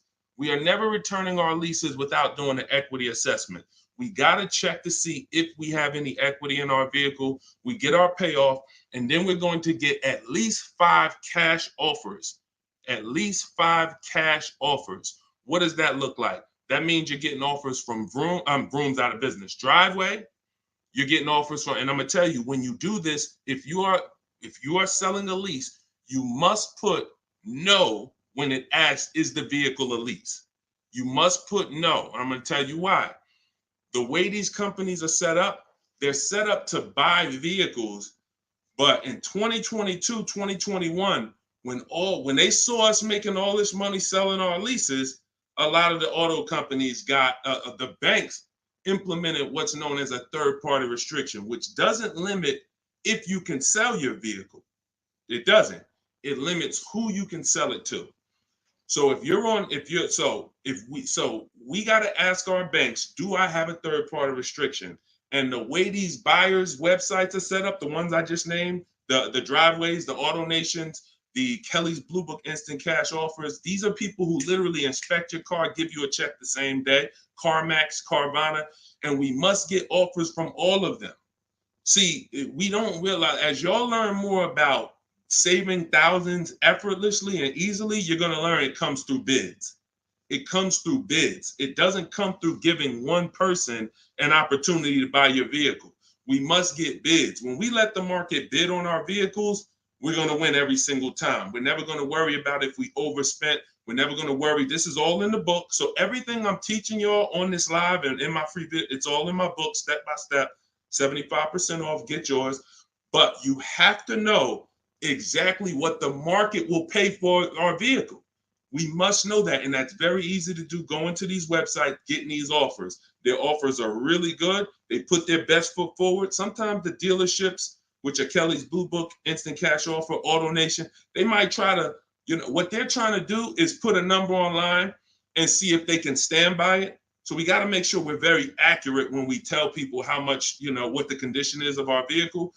But then we're getting offers. So if you get those offers, y'all, and you see that those offers are 1,000, 2,000, 3,000 more than your payoff, then that means you have equity. If it's 4 or 5, that means you have equity. And here's what you got to know. The customer payoff for our leases, when we're done, we're still talking about answering this young lady's question about what the lease in process is. She asks, should we return a lease and lease another vehicle from the same dealer or a different dealer? What I'm trying to tell y'all and get across to y'all is all of our transactions from now on, who we sell our car to, that's going to be different than who we buy our car from. See, y'all know that the car business has programmed us to give the dealership 3 transactions. We're going to buy a car from them.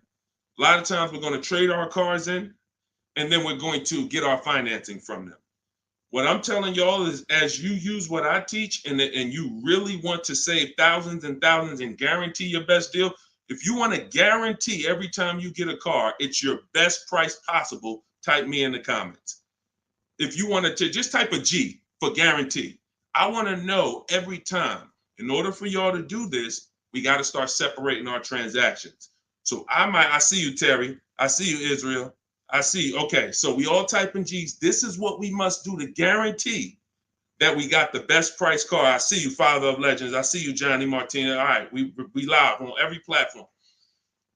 So when we are shopping, when assessing our equity is the first thing we do after we decide if we're leasing or purchasing. I'm telling y'all that in the steps of car buying, we got to know what order we do things. It's just like baking a cake. If we put the eggs in first and then we put the milk, and it said, no, don't put the milk in until, I don't know, you've let the thing sit for 10 minutes. You just put the milk in, it's not going to be right? So order is important. Shout out to the sharers. I appreciate it. And listen, I appreciate everybody who shares. I appreciate everybody who helps us spread this message. And in time, we're going to do something great for the sharers, because we can't do this without y'all telling people about it. So this is the equity assessment. We don't worry about what car we're going to buy yet. We don't worry about who we're going to get our loan from yet. Here's why. Until we know what our equity position is, we don't know what we're doing.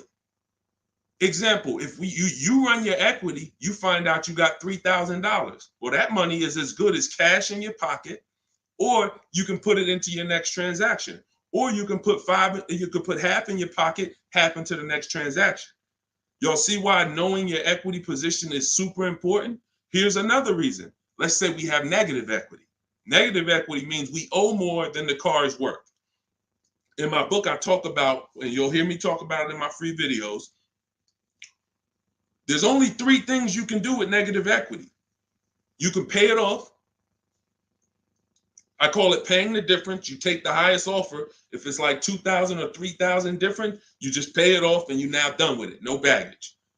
You can transfer it within limits, though. So when you go to transfer negative equity over, this is where we get to the point where negative equity can either stop our deals or it can literally kill our deal.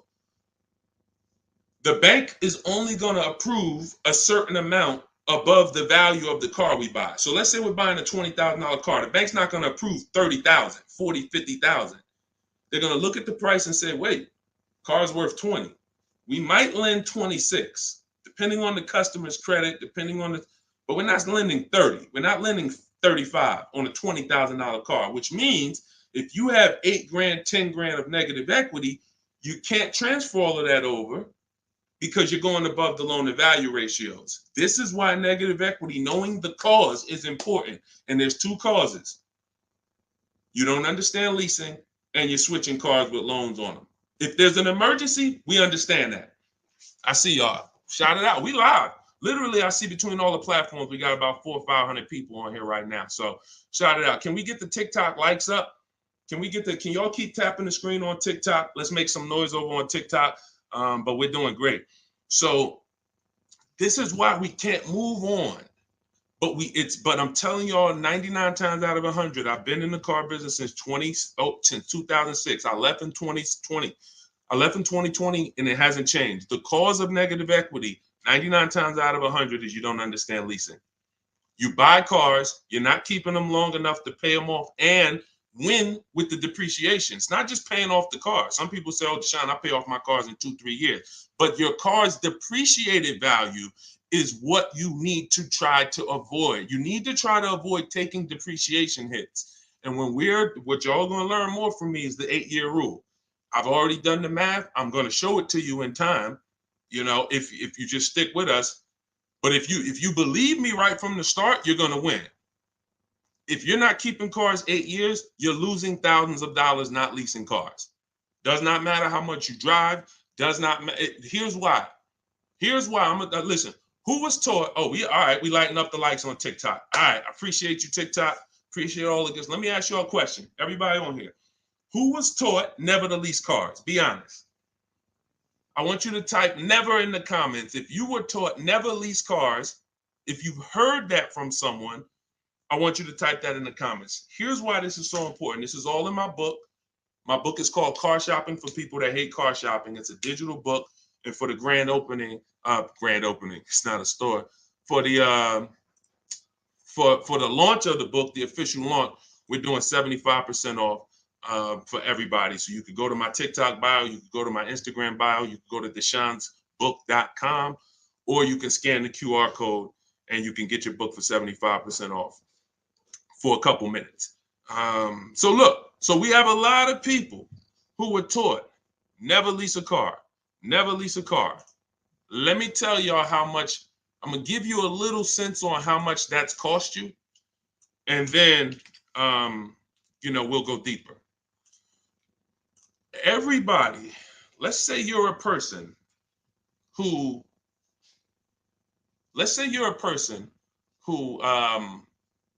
keeps their cars until the wheels fall off. We call those cars keepers. If your next car is going to be a keeper, type K. That means I'm gonna keep this thing until the wheels fall off. I'm gonna keep this thing 8 years minimum, 10, 12, 15. That's what I do. I see you, Abby. Now, the benefit about buying a car and keeping 8+ years is you get to outlive all the depreciation. Your car loses X% of value the day you get it.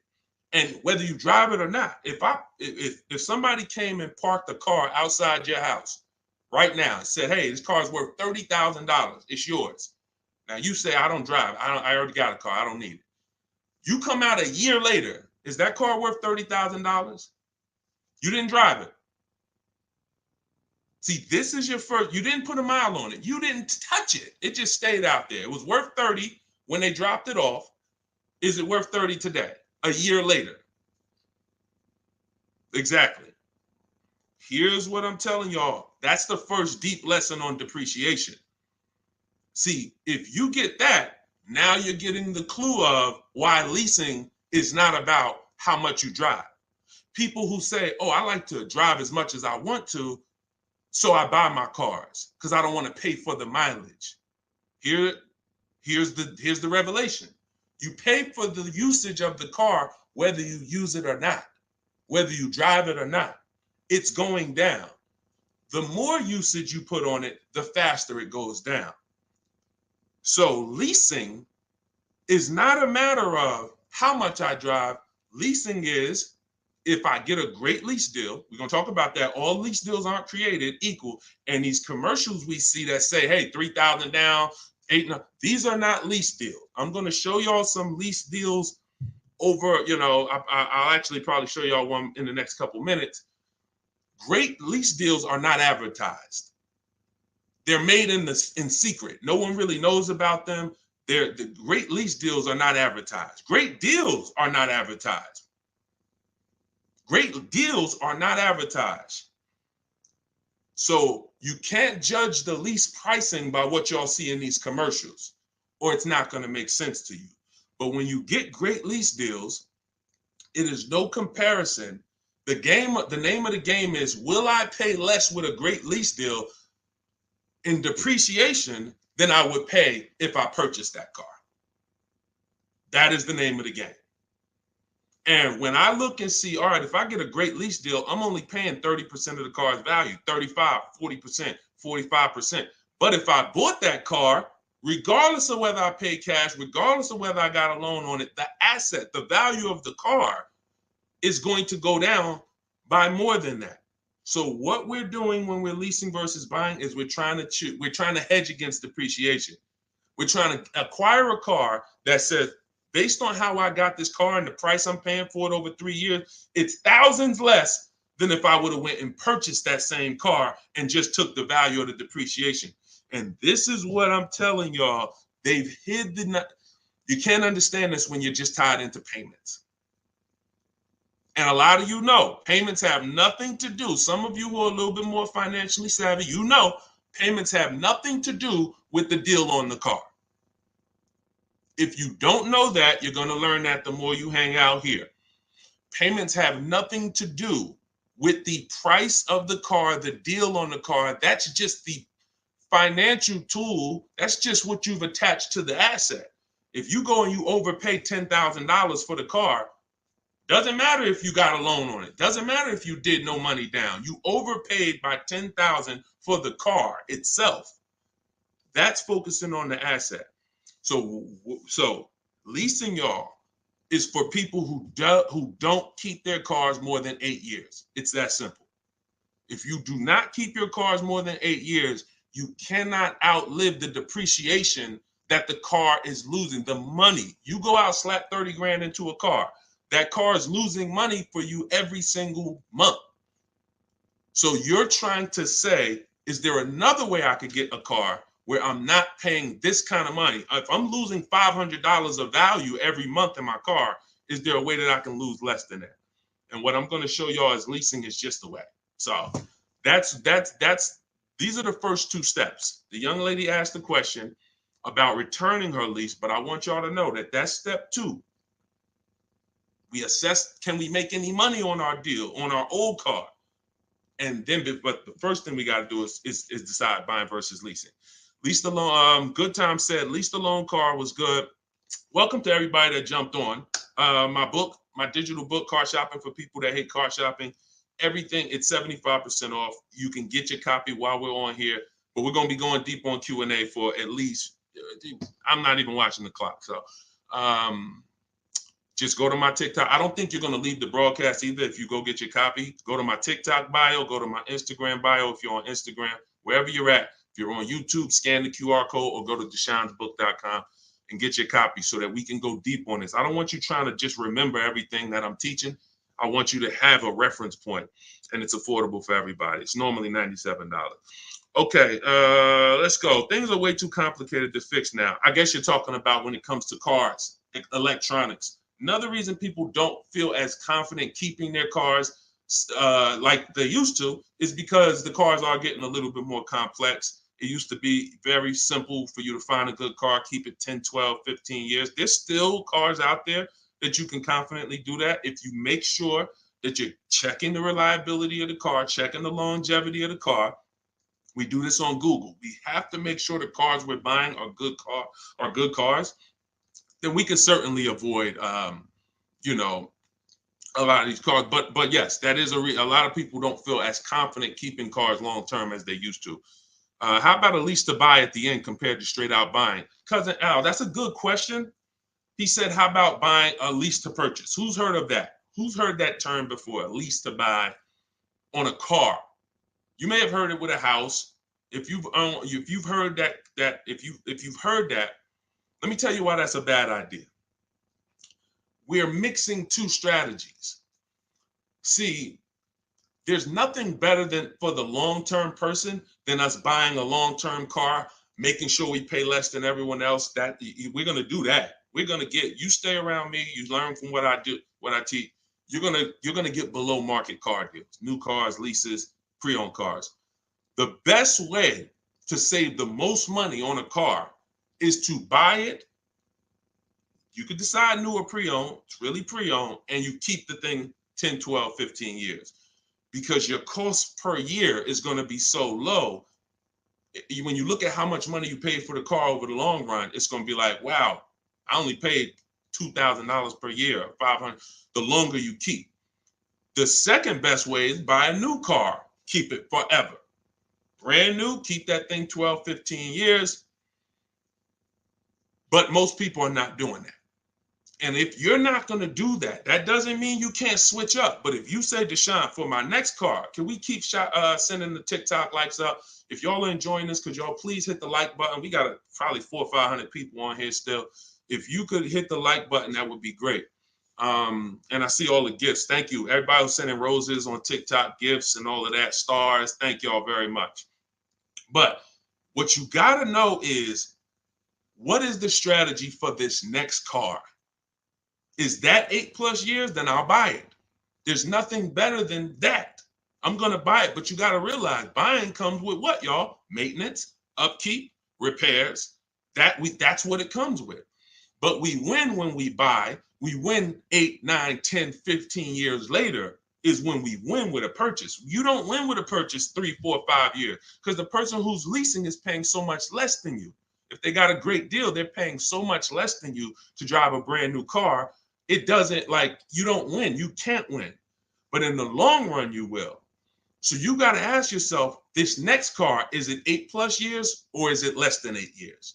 And if it's less than 8 years, then I got to go to my lease strategy. And that could be for my, you know how many people out here, y'all, they're like, oh man, I buy my cars, I keep it till the wheels fall off. I'm not leasing. Yeah, but what about your spouse? What about your children? That car you buying for your 22-year-old college student, are you think they keeping that car for 8 years like you are? No, probably not. Then you should be thinking about, you shouldn't even be thinking about, you should be going to the lease play for them. You know how many people have put their kids in a $21,000 car paying $500 a month, $20,000 Toyota Corolla, paying $500 a month because they wanted to buy them their first car, and they go get them a $20,000 Corolla that they could be leasing for $300 a month. And then that kid wakes up in 3 years and they're like, man, I'm paying $450 a month for a Corolla. I don't really like the car. Plus it's kind of expensive. This is what happens. I've seen it millions of times. Some of you may have experienced this. Your first car might have been like that. Maybe your parents went and got you your first car and purchased it. But I'm telling you that if they understood leasing, they could, especially if you were going to pay the bill, they would understand. We're not keeping this car long enough. We should be leasing it. And so I'm going to keep hammering now. I'm never going to stop hammering because we got years and years of bad information that we got to unravel. People who've been doing damage, y'all. Big audiences, big platforms, just telling people, oh, leasing is the most expensive way to own a car. Guarantee you, if I had 10 minutes on them with a live and I bet them $100,000, are you willing to bet 100? Let me just ask you, you sound very confident when you're talking to the public. They don't realize how much money they're costing you. So my question would be, if I can show you that advice you're giving them is completely wrong financially, will you pay me $100,000? Will you take the bet? Because if you're willing to say that, stand on it. That's what they tell y'all. Exactly. He said that's what they tell us. See, and that's why I'm here. That's why it's very important what we do. That's why it's important when you share, when you tell somebody about these broadcasts, when you tell somebody, watch what they're doing over there at the we're coming in to unravel years of bad advice. And a big part of that is leasing. Not the only part, but a big part of that is leasing. But you cannot, all lease deals aren't created equal, y'all. Lease deals are when we shop for lease deals, you must get bids. And I'm telling y'all, you must get bids for everything. We'll talk more about that as we continue to go on. All right, let's get to some more questions. Why are taxes added to a buyout when they're already included in the paid? Somebody said, Christina on TikTok said, why is taxes added to the lease buyout price when it's already included in the monthly payment? Well, it's only included in the payment for the portion of the car you're leasing. So when you're paying for, your 30, 40% of the car, 50%, the better lease deal you got, the lower percentage of the car you're paying towards over 3 years. That's what the tax is calculated on. That back end, which is when the car goes back to the bank or the next buyer, there's no taxes factored in on that. Depending on your state, sometimes they will put tax on the payment, but they're not usually, I don't recall ever seeing a case where they're taxing you on the whole car because you're not using that portion of the car. That's why when you lease, when you look on your credit report, you'll see the only part you're responsible for is the part that you're using. So even though the car might be 40 grand, it might say balance owed 18 because you're only responsible for that 14. You're not responsible for the back end. All right, we lighten up the likes on TikTok. Appreciate y'all. I see you, Lisa Vasquez. Welcome. Kat, I see you. All right, let's go. Let's continue to rotate questions. What happens to my down payment on the lease? See, a lot of people asking about leasing. This is good. This just goes to tell you something. You know, a lot more y'all gonna lease when you understand it. In fact, when you understand it, your next car will be a lease. Quite honestly, unless you can guarantee me, Deshone, I'm keeping it 8 years. If you say, Deshone, I'm keeping this thing 8 years, you go ahead and buy it. Don't think about leasing. Go ahead and buy it. But if you cannot confidently say I'm keeping this car at least 8 years, and you're gonna learn, I'm gonna do a upcoming show where I show y'all my screen. So if you're on TikTok, make sure you're on YouTube or make sure you're on Facebook. If you're on Instagram, because y'all are not going to be able to see my computer screen when I actually go deep and show everybody, my screen and we compare. I'm going to show you all the numbers because I'm not going to sit here and I don't want y'all thinking this is my opinion. This is by the numbers. So Good Time says, what happened to my down payment on the lease? So you should only do a down payment on the lease after you've already verified you got a great deal. Pay attention. This is very important. Once you down payments, y'all, never come into play until we verify we got a great deal. This is all in my book, Car Shopping for People That Hate Car Shopping, my digital book. You can download your copy. Go to deshonsbook.com. It's 75% off for a couple minutes. You won't leave the broadcast, but I don't want you to miss the opportunity. The book is great value at $97. But for our official book launch, we're doing 75% off. So you can scan the QR code or go to my Instagram or TikTok bio, get your 75% off book. So when you are doing a down payment, whether you're purchasing or whether you are leasing, it's critical that we verify we got a great deal on the car before we ever talk about payments.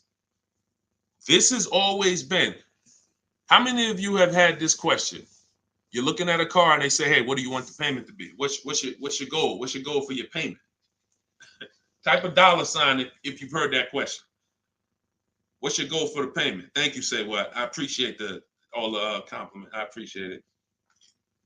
If you've heard that question, type a dollar sign. What do you want your payment to be? What's your payment goal? Right? Here's why that's not important. And here's why you never feed into that. If you feed into that, you run the risk of focusing on the payment structure and not the price of the car. You also run the risk of focusing on the payment structure and not shopping for your own interest rate and letting banks bid on your loan. When we do an episode, we'll do a show that is about structuring our deals, and you'll see that when we start getting our financing, y'all, we never want to let anyone run our credit until after we found our car. Because what people are trying to do, y'all, is they're trying to run your credit and they're trying to give you a time limit. Now you have a hard inquiry, but you also have a time limit to go find a car. That's not good. They might give you 30 days or 45 days, 90 days before the approval expires. It's usually 30, 45. That's a problem because now we're out there rushing. But when it comes to down payments, we are only structuring our deals after we found our car. So I teach you how to get bids on your lease. Get bids on your lease, get bids when you're buying a new car. Once you find the dealer that gives you the lowest bid, now you come in and you see how you want to structure the deal. You must get bids first. And the way we shop for leases, I'll tell you about how we shop for purchases too. But the way we shop for leases, we must get all these offers because there's so much money that could be hidden in a lease. It's ridiculous. People would love for y'all to come in and lease and come in and say, "Oh man, Deshone said I'm gonna start leasing." Now you go in and they structure you a lease deal. It looks better than a purchase, but it's still not a good deal. So that's why we got to know when we are shopping for leases, we are always shopping offers with here's how you shop them. This is in the book, but if y'all want to try to remember this, be my guest. You are getting your lease deals, your offers with first month's payment total out of pocket. First month's payment.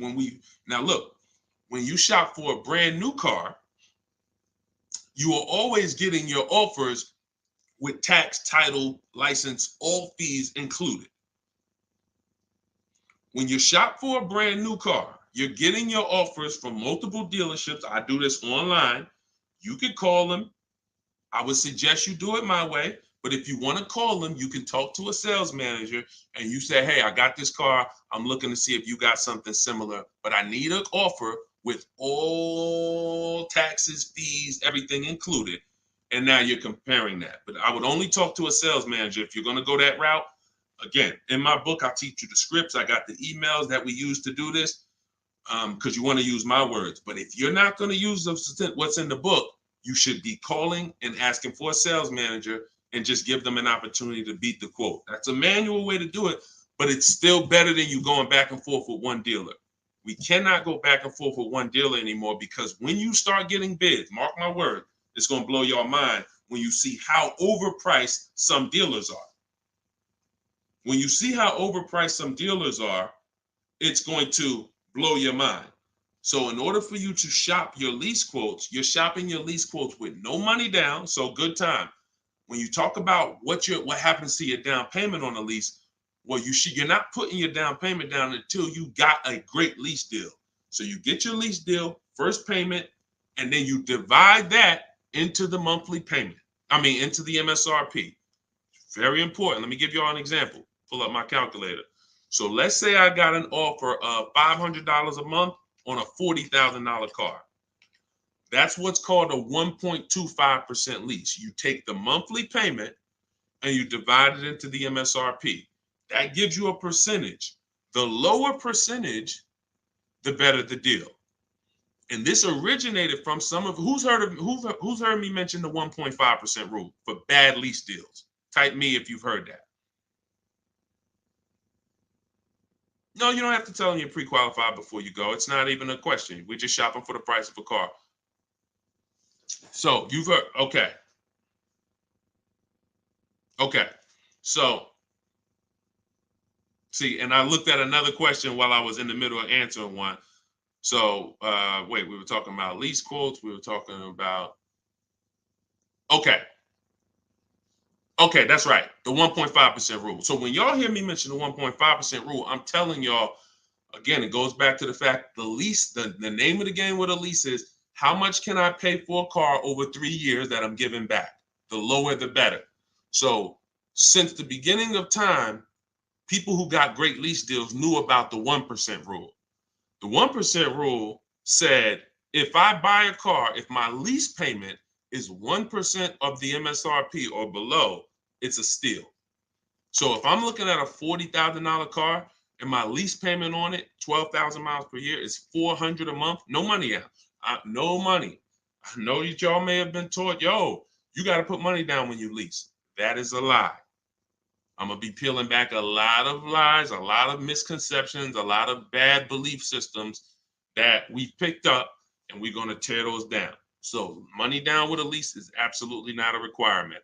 So when we're getting our lease deals, example, 2018, I leased a 2018 Jeep Grand Cherokee Laredo. It was $35,000. I gave him $330 a month and I drove off. That was my payment. 39-month lease. We'll talk about in the future. We don't do 4-year leases. We'll talk about that in the future. But that's the 1% rule. 1%. Now look at that. Think about value, y'all. You drive off the lot in a brand new $35,000 car and you're paying $330 a month. That's under 1%. So these are steals. I call these steals. You ever see a lease deal like that? It's not a deal. It's a steal. Now, in order to get that type of deal, you need a great lease program. So we can't. So it's not just like, oh, every car has a 1% deal. No, if they don't have a ton of rebates, if they don't have a good residual value, if they don't have a good rate, then it's not going to happen. But in the long run, we can't control that. All we can control is how we're going to shop.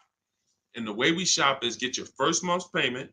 Is you tell every dealer, give me a quote with first month's payment and put all the taxes and all the fees into the monthly payment.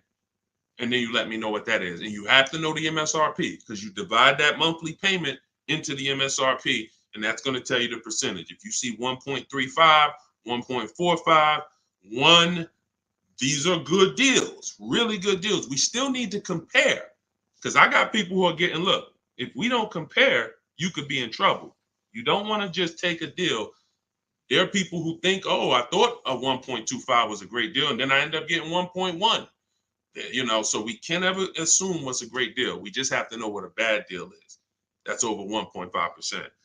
They got me on one of my last leads. Listen, good time. Don't feel bad, man. It is something a lot of people are going to discover the more you work with me, that you have overpaid. But there's been no one to tell you. So there's been no one to tell you. So 1% still, 1% 5 is the max. Exactly, K-Dub. That's the exact formula and ratios we use for measuring great lease deals. 1% or lower is a steal. Between 1% and 1.5 is a deal. That's great value compared to purchasing. So when someone drives off the lot with a great value lease, 1.25, anything under 1.5, they're paying less than someone who purchased. They're paying less than someone who purchased. Once you get above 1.5, you're now going close to spending the same amount as the person who bought the vehicle, which we don't want, which we can't do. We eliminate the benefits of leasing. And some lease programs y'all are going to see are bad. You shop multiple offers and the lease programs are bad. We can't get those leases. I will never co-sign, because leasing is a value play. I will never co-sign you getting a car because you like the car a lot and overpaying for a lease, because the lease program is bad. Sometimes, I want a Range Rover Velar. The lease program is bad. All right, well, I'm going to go get a Genesis GV870. And then, maybe in 3 years, the Range Rover lease program will be good. But right now, I'm not going to do it, because no one loves a car that they're leasing. You always just like it. If you're leasing, you're switching cars every 3 years. You don't love anything. When you love a car, you buy it, you keep the thing 10 years. That's love. But typically, a person who's not keeping their car long term, you get, you 3 years, you're like, okay, I could get another car. 5 years, people who buy cars to keep, they don't think like that. Like, they ain't even looking for a reason to get rid of it until, transmission goes out. And then I always joke, because as a keeper, what do you do when the transmission goes out? If anybody on here has bought their cars and kept them till the wheels fall off, when the transmission goes out, what do you do? What do you do? See, you're not a keeper. You're not buying a car to be a keeper. That transmission go out, you ready to get rid of it. You ready to get rid of it.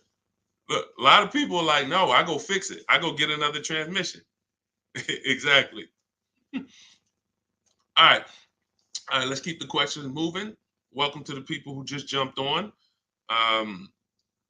Happy to have you. If you're enjoying the broadcast, could you please make sure you are subscribed to us on YouTube? That's where we're going to be able to share, really, when we get into, which is coming very soon, I'm going to be sharing visuals for y'all to see. Just sharing a variety of things, websites that we use, things you want to stay away from, website, like, all in my book. But in time, you're going to want to see it on YouTube, because you might not be able to see it on Instagram or TikTok. What's the MSRP equivalent for used cars? F Broncos asked. Here's what who's purchased a used car? Type a U. If you purchased a used car before, type a U. Type a U if you've purchased a used car before. Okay, I see Al Boogie, I see FL Bronco, I see Amor, I see Justine. Okay, every platform. Ebony Eyes. Okay, Larica. All right, I'm gonna give y'all the biggest. This is gonna be major, y'all. And you're gonna see, like, wow, how the heck could we even know we're getting a good used car deal without knowing this? Tell y'all how important it is to have the original MSRP of the car you're purchasing. So I have a 2020 Infiniti QX 60 truck. I bought it a year ago. It was 3 years old. Now I saved 42% off the price when it was brand new. Here's why it's important. We don't know when we're shopping on these used car websites. I call them marketplaces. Y'all are going to hear see in my book, if you do get my book, or even in my videos, you'll hear me talk about the multiple marketplace strategy, where we're on these used car marketplaces. We got to be on all of them. But here's what they try to sell you on, because it's based on who's paying them. They're trying to sell you on market value. They're the true way to buy a pre-owned car, after you check to make sure it's a good one. But I'm talking about, how do we know we got a great price on it? We must know how much it was brand new. We must know how much the car was brand new. Give you an example. I was looking at this Infiniti truck. I had narrowed it down to my top 3 or 4. I think I narrowed it down to my top 4. Now they're all white. They all look similar. They're all in similar price points. How do we choose? This is where we usually are stuck. And this is where we usually make a bad decision. I'm going to tell you why. I get the MSRP of these cars. By the way, my special strategy for getting the MSRP, one of them is to go to the dealer's website. Most dealers have a contract with Carfax, and that car will be on their website. That's my first line of defense. Again, everything I'm talking about, y'all, I don't hold back. It's in my book, or it's going to be in my free videos. But some people want everything in one spot. One spot, step by step. That's what the book is. 75% off in my bios, or go to Deshone's book or scan the QR code. So I look and I pull the MSRP, the window sticker, for all of these vehicles, and what do I see? The 4 vehicles, the original price of them, one is 46, one's 48, one's 52, one's 54. Why is this so important, y'all? They've taught y'all to buy used cars based on what? Nothing. This is what we're asking for the car. Okay, I think I see some less than that. If all of these cars were 31,000, but one was 54, that's the best deal. In fact, none of those other deals are even close. That car right there has more packages in it, more equipment in it, special features in it. Those other cars don't. So the percentage of the discount that I'm getting off the car is higher here. Does not matter what the dealer's asking for the car. See, we've been taught, you go and you focus on trying to get the dealer's price down.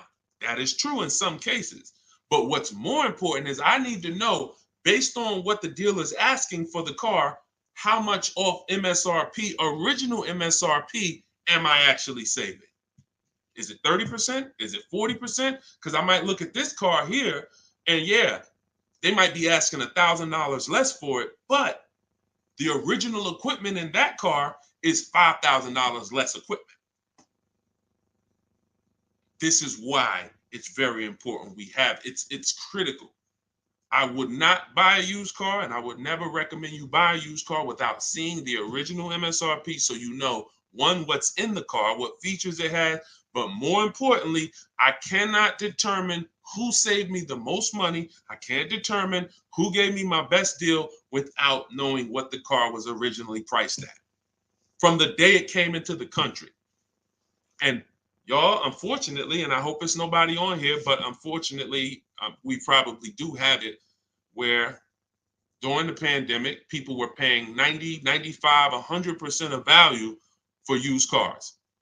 When I mean a Toyota Camry that brand new was 30, they were paying 29 for it, and it was 3 years old. See, I call this true value percentage, TVP. Y'all are going to hear this. We call this true value percentage. We can't look at a used car. See, once we see, wait a minute, based on the new price, the car when it was new, you charging me 95% of the car's value, and it's 3 years old. Once we start looking at true value percentage, car was brand new 30, you asking 25. Okay, you knocking this percentage off. This is how we make sure. Now look, that doesn't help us get quality cars. That doesn't help us stay within our budget. We'll talk about that in the next hour. Because what I'm going to be doing is I'll be doing these shows throughout the day in our segments. So what you'll see is every time I come, we'll do if there's something that we want to tie up, we'll try to do it in both hours. Again, it's very tough to go over all things and then do Q&A and just get it done in a couple minutes. So some things may continue to the next hour, but once y'all get this, it doesn't change. So although some of this might be brand new to you, I'm sure it is for a lot of you, having a system for how you shop, boundaries.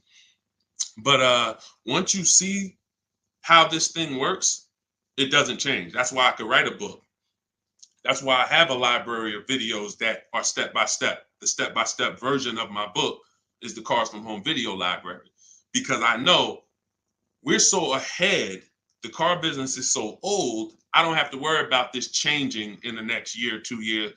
If anything, like Vroom went out of business, we adjust that. I might adjust that one section because Vroom's not in business anymore.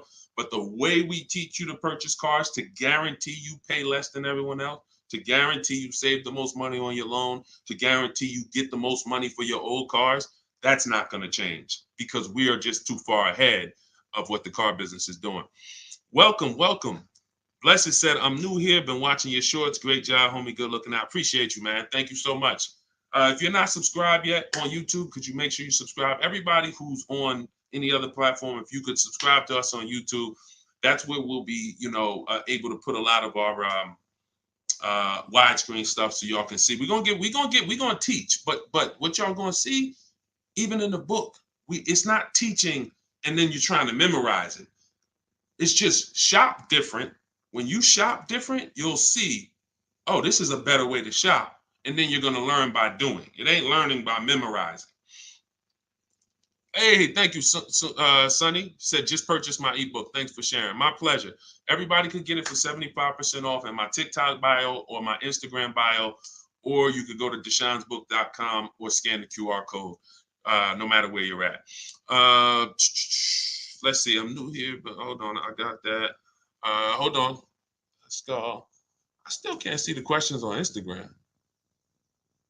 For some reason, I can't see the questions on Instagram. We got to figure that out. Now, here's what I will say. If you stay on long enough, somebody's going to ask you a question, because a lot of you, it's going to surprise you, but I know it. We've been working with people long enough to know a lot of you have the same situation, literally. So you stay on, even if you don't, your question doesn't get answered, you'll hear somebody that's, oh, that's the exact same situation that I'm in. Josie said, I really need help. I'm interested in buying a 2001 H1 with 70,000 miles, 75,000. Should I go for a 40,000 of 50K? I don't really understand that. I really need help. I'm interested in buying a 2001 H1 with 75,000. Should I go for 40 or 50K? So I'm guessing you're saying I'm buying a 2001 Hummer with 75,000 miles, or either is that asking price is 75,000? Should I go for 40 or 50K? No, we go for whoever wins the bid. See, we can't get into, here's where this could hurt us sometimes. You know what we do? We save a certain amount off the price of a car, and then we want to carry it to our next deal and say, well, we should save the same amount on this car. No, because we don't know what the programs were that allowed us to save 7,000 off that car.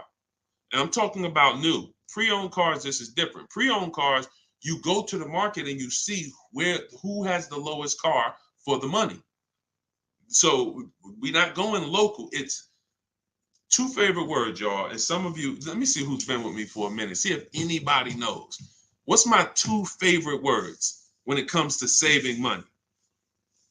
And again, I haven't been live and we haven't done this in a does anyone remember favorite words? Y'all wouldn't know on YouTube, I don't think, unless I used to say this a lot on TikTok. Oh, Alicia said they got kicked out of Instagram. Okay, so come on over to TikTok. All right, it still says we got a lot of people on Instagram, but that's good to know. Okay, we'll check that out. Does anybody remember my two favorite? All right. Anyway, I'm gonna tell y'all, and now y'all will know this going forward. And I want these to be your two favorite words: multiple offers. Multiple offers.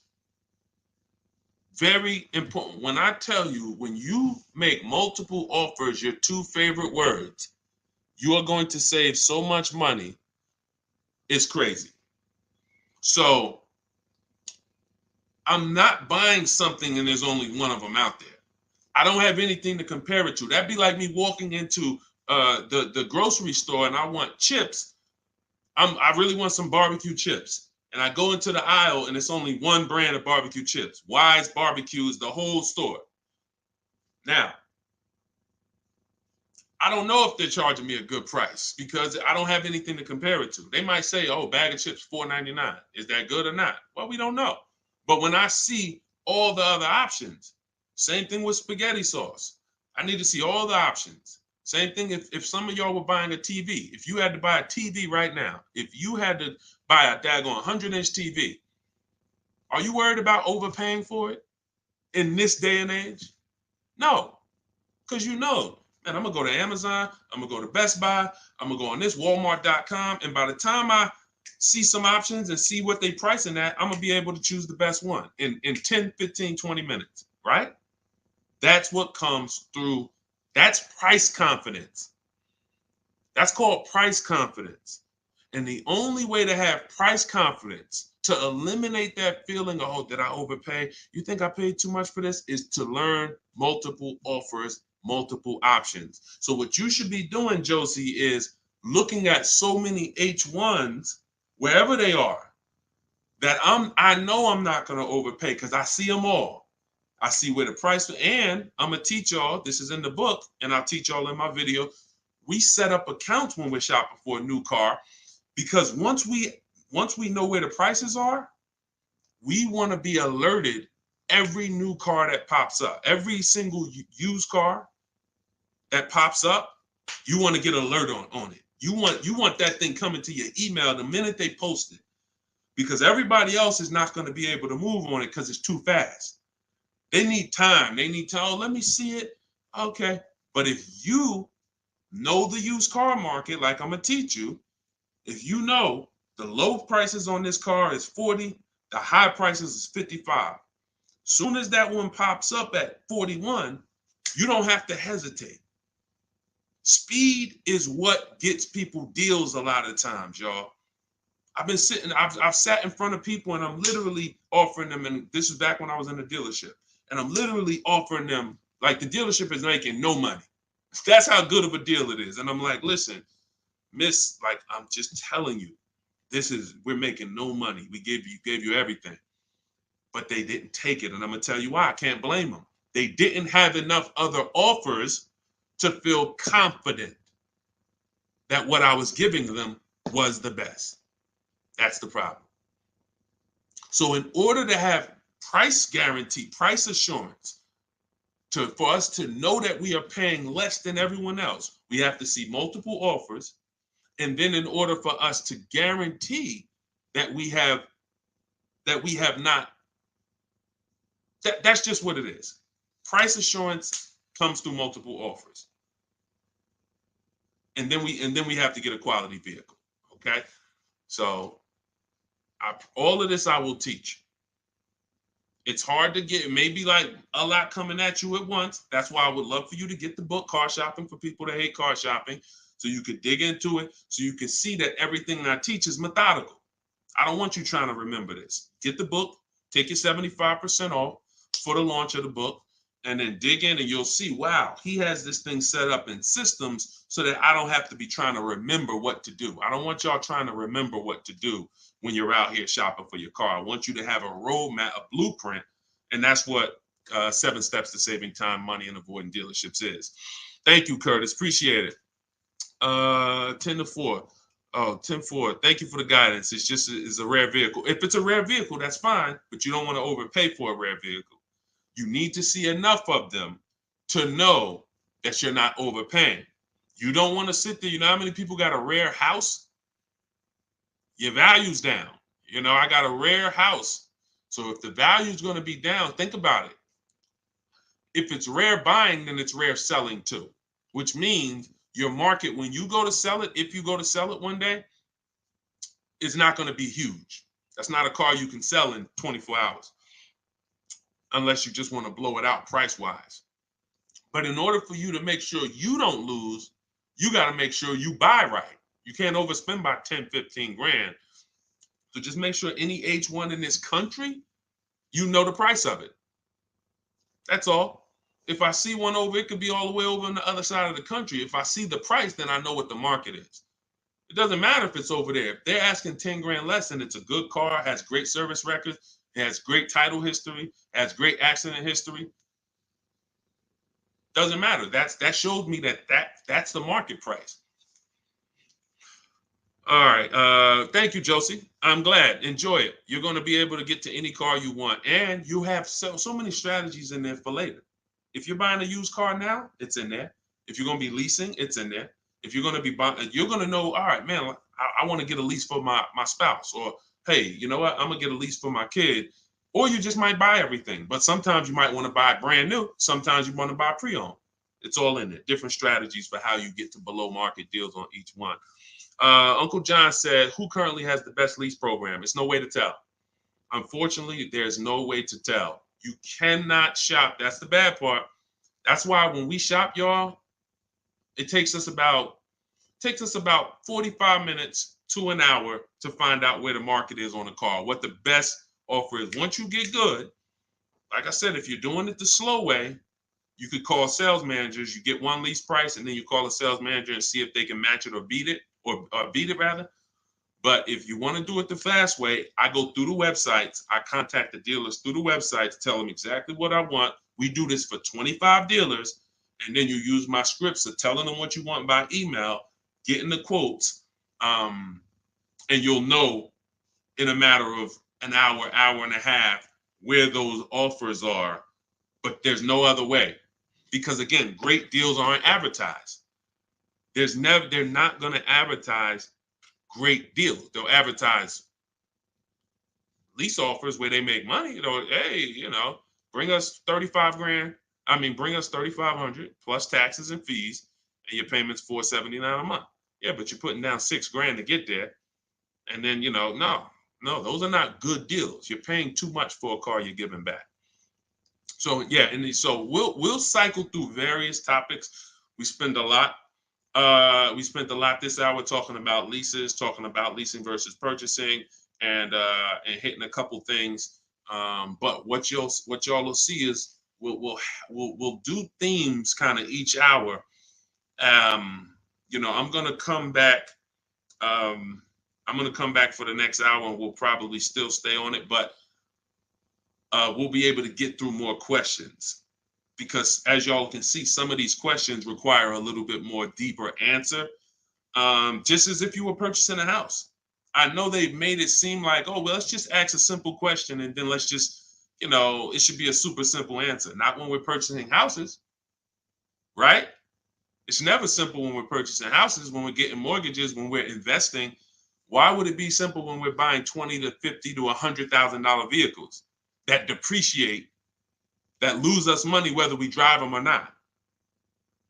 That's danger. You got a real lesson on the dangers of depreciation in this hour. Like, ridiculous. You drive a car, buy it, park it outside, come back in a year, car's worth thousands less.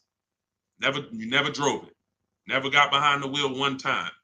So when you have that type of product and you're coming into your household, it can drain you of money if you don't structure your deal in a way where you've minimized your losses. The name of the game is to minimize the amount you're losing on these cars. Cars are depreciating assets. You can't make money on them. We did have a wave for years where we were making money on cars, but that's because the resale values of these cars, it was a once in a lifetime historic moment when all of our cars were worth 12 grand, 8 grand, 15 grand more than what they would normally be worth. So, those who cashed out did very well, and we were part of the group who were really spearheading, helping people cash out while the market was high. But unfortunately, people bought while the market was high too. So this is, you know, we'll be talking more about these things every hour. So lease good for bad credit. Now, what you're gonna have to do is set yourself up. If you can't qualify for a lease and you know you should be leasing, then now your goal is to now get prepared to lease. That might take you a year or two, and we're going to talk about how we buy an inexpensive car to get set up for a lease. We don't go out and buy a $20, $30, $50,000 car when we know credit's not where we want it. But if you give me a year or two, I'll get myself up to a 650, 670. I'll use an inexpensive car to build a good payment history because I'm paying more for interest because my credit's not good. So the last thing I want to do is buy an expensive car and have a higher interest rate. Now, when I go to switch out of that car in 2 years because I'm ready to get my brand new lease, now I got 10 grand of negative equity. That's now, first it was credit stopping me from getting the lease. Now I got too much negative equity stopping me from getting the lease. These are two things we want to avoid when we're trying to set ourselves up. And the way we do it is we make sure we buy the least expensive car we could get a loan on. We want the smallest loan possible. And then we get a reliable car. And our plan is to switch out of that car in 2 years. Make the payments, pay the higher interest, but that's okay. Because in 2 years, I'm driving something brand new off the lot and I'm leasing it. So that might not be the ideal car. In fact, it shouldn't be.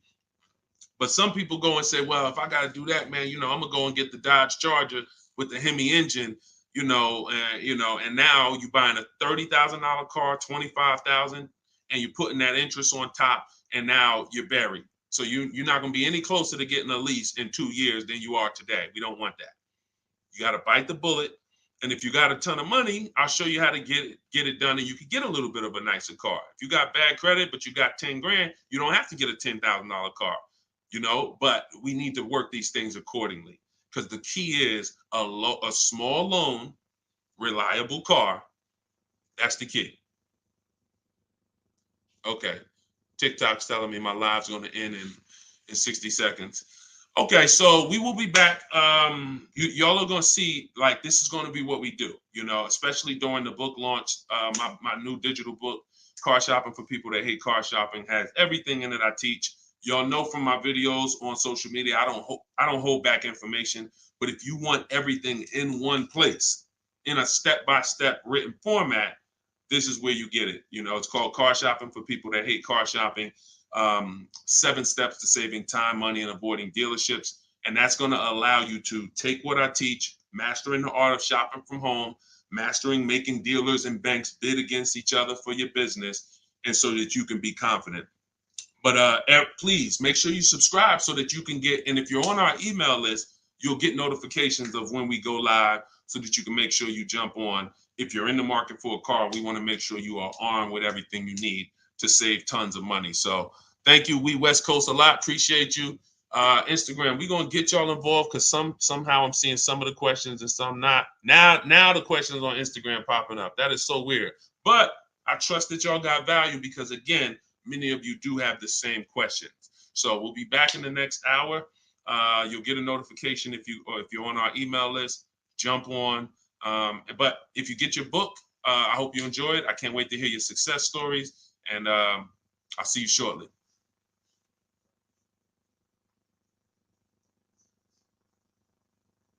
Oh, and if you need the book, it's in my TikTok bio. Some people are saying, where do I get the book? It's in my TikTok bio. Click the picture. It's in my Instagram bio. Go to the bio. Click the picture. If you're watching on or you could go to deshonsbook.com, or you can scan the QR code depending on where you're watching. So, all right. See y'all soon.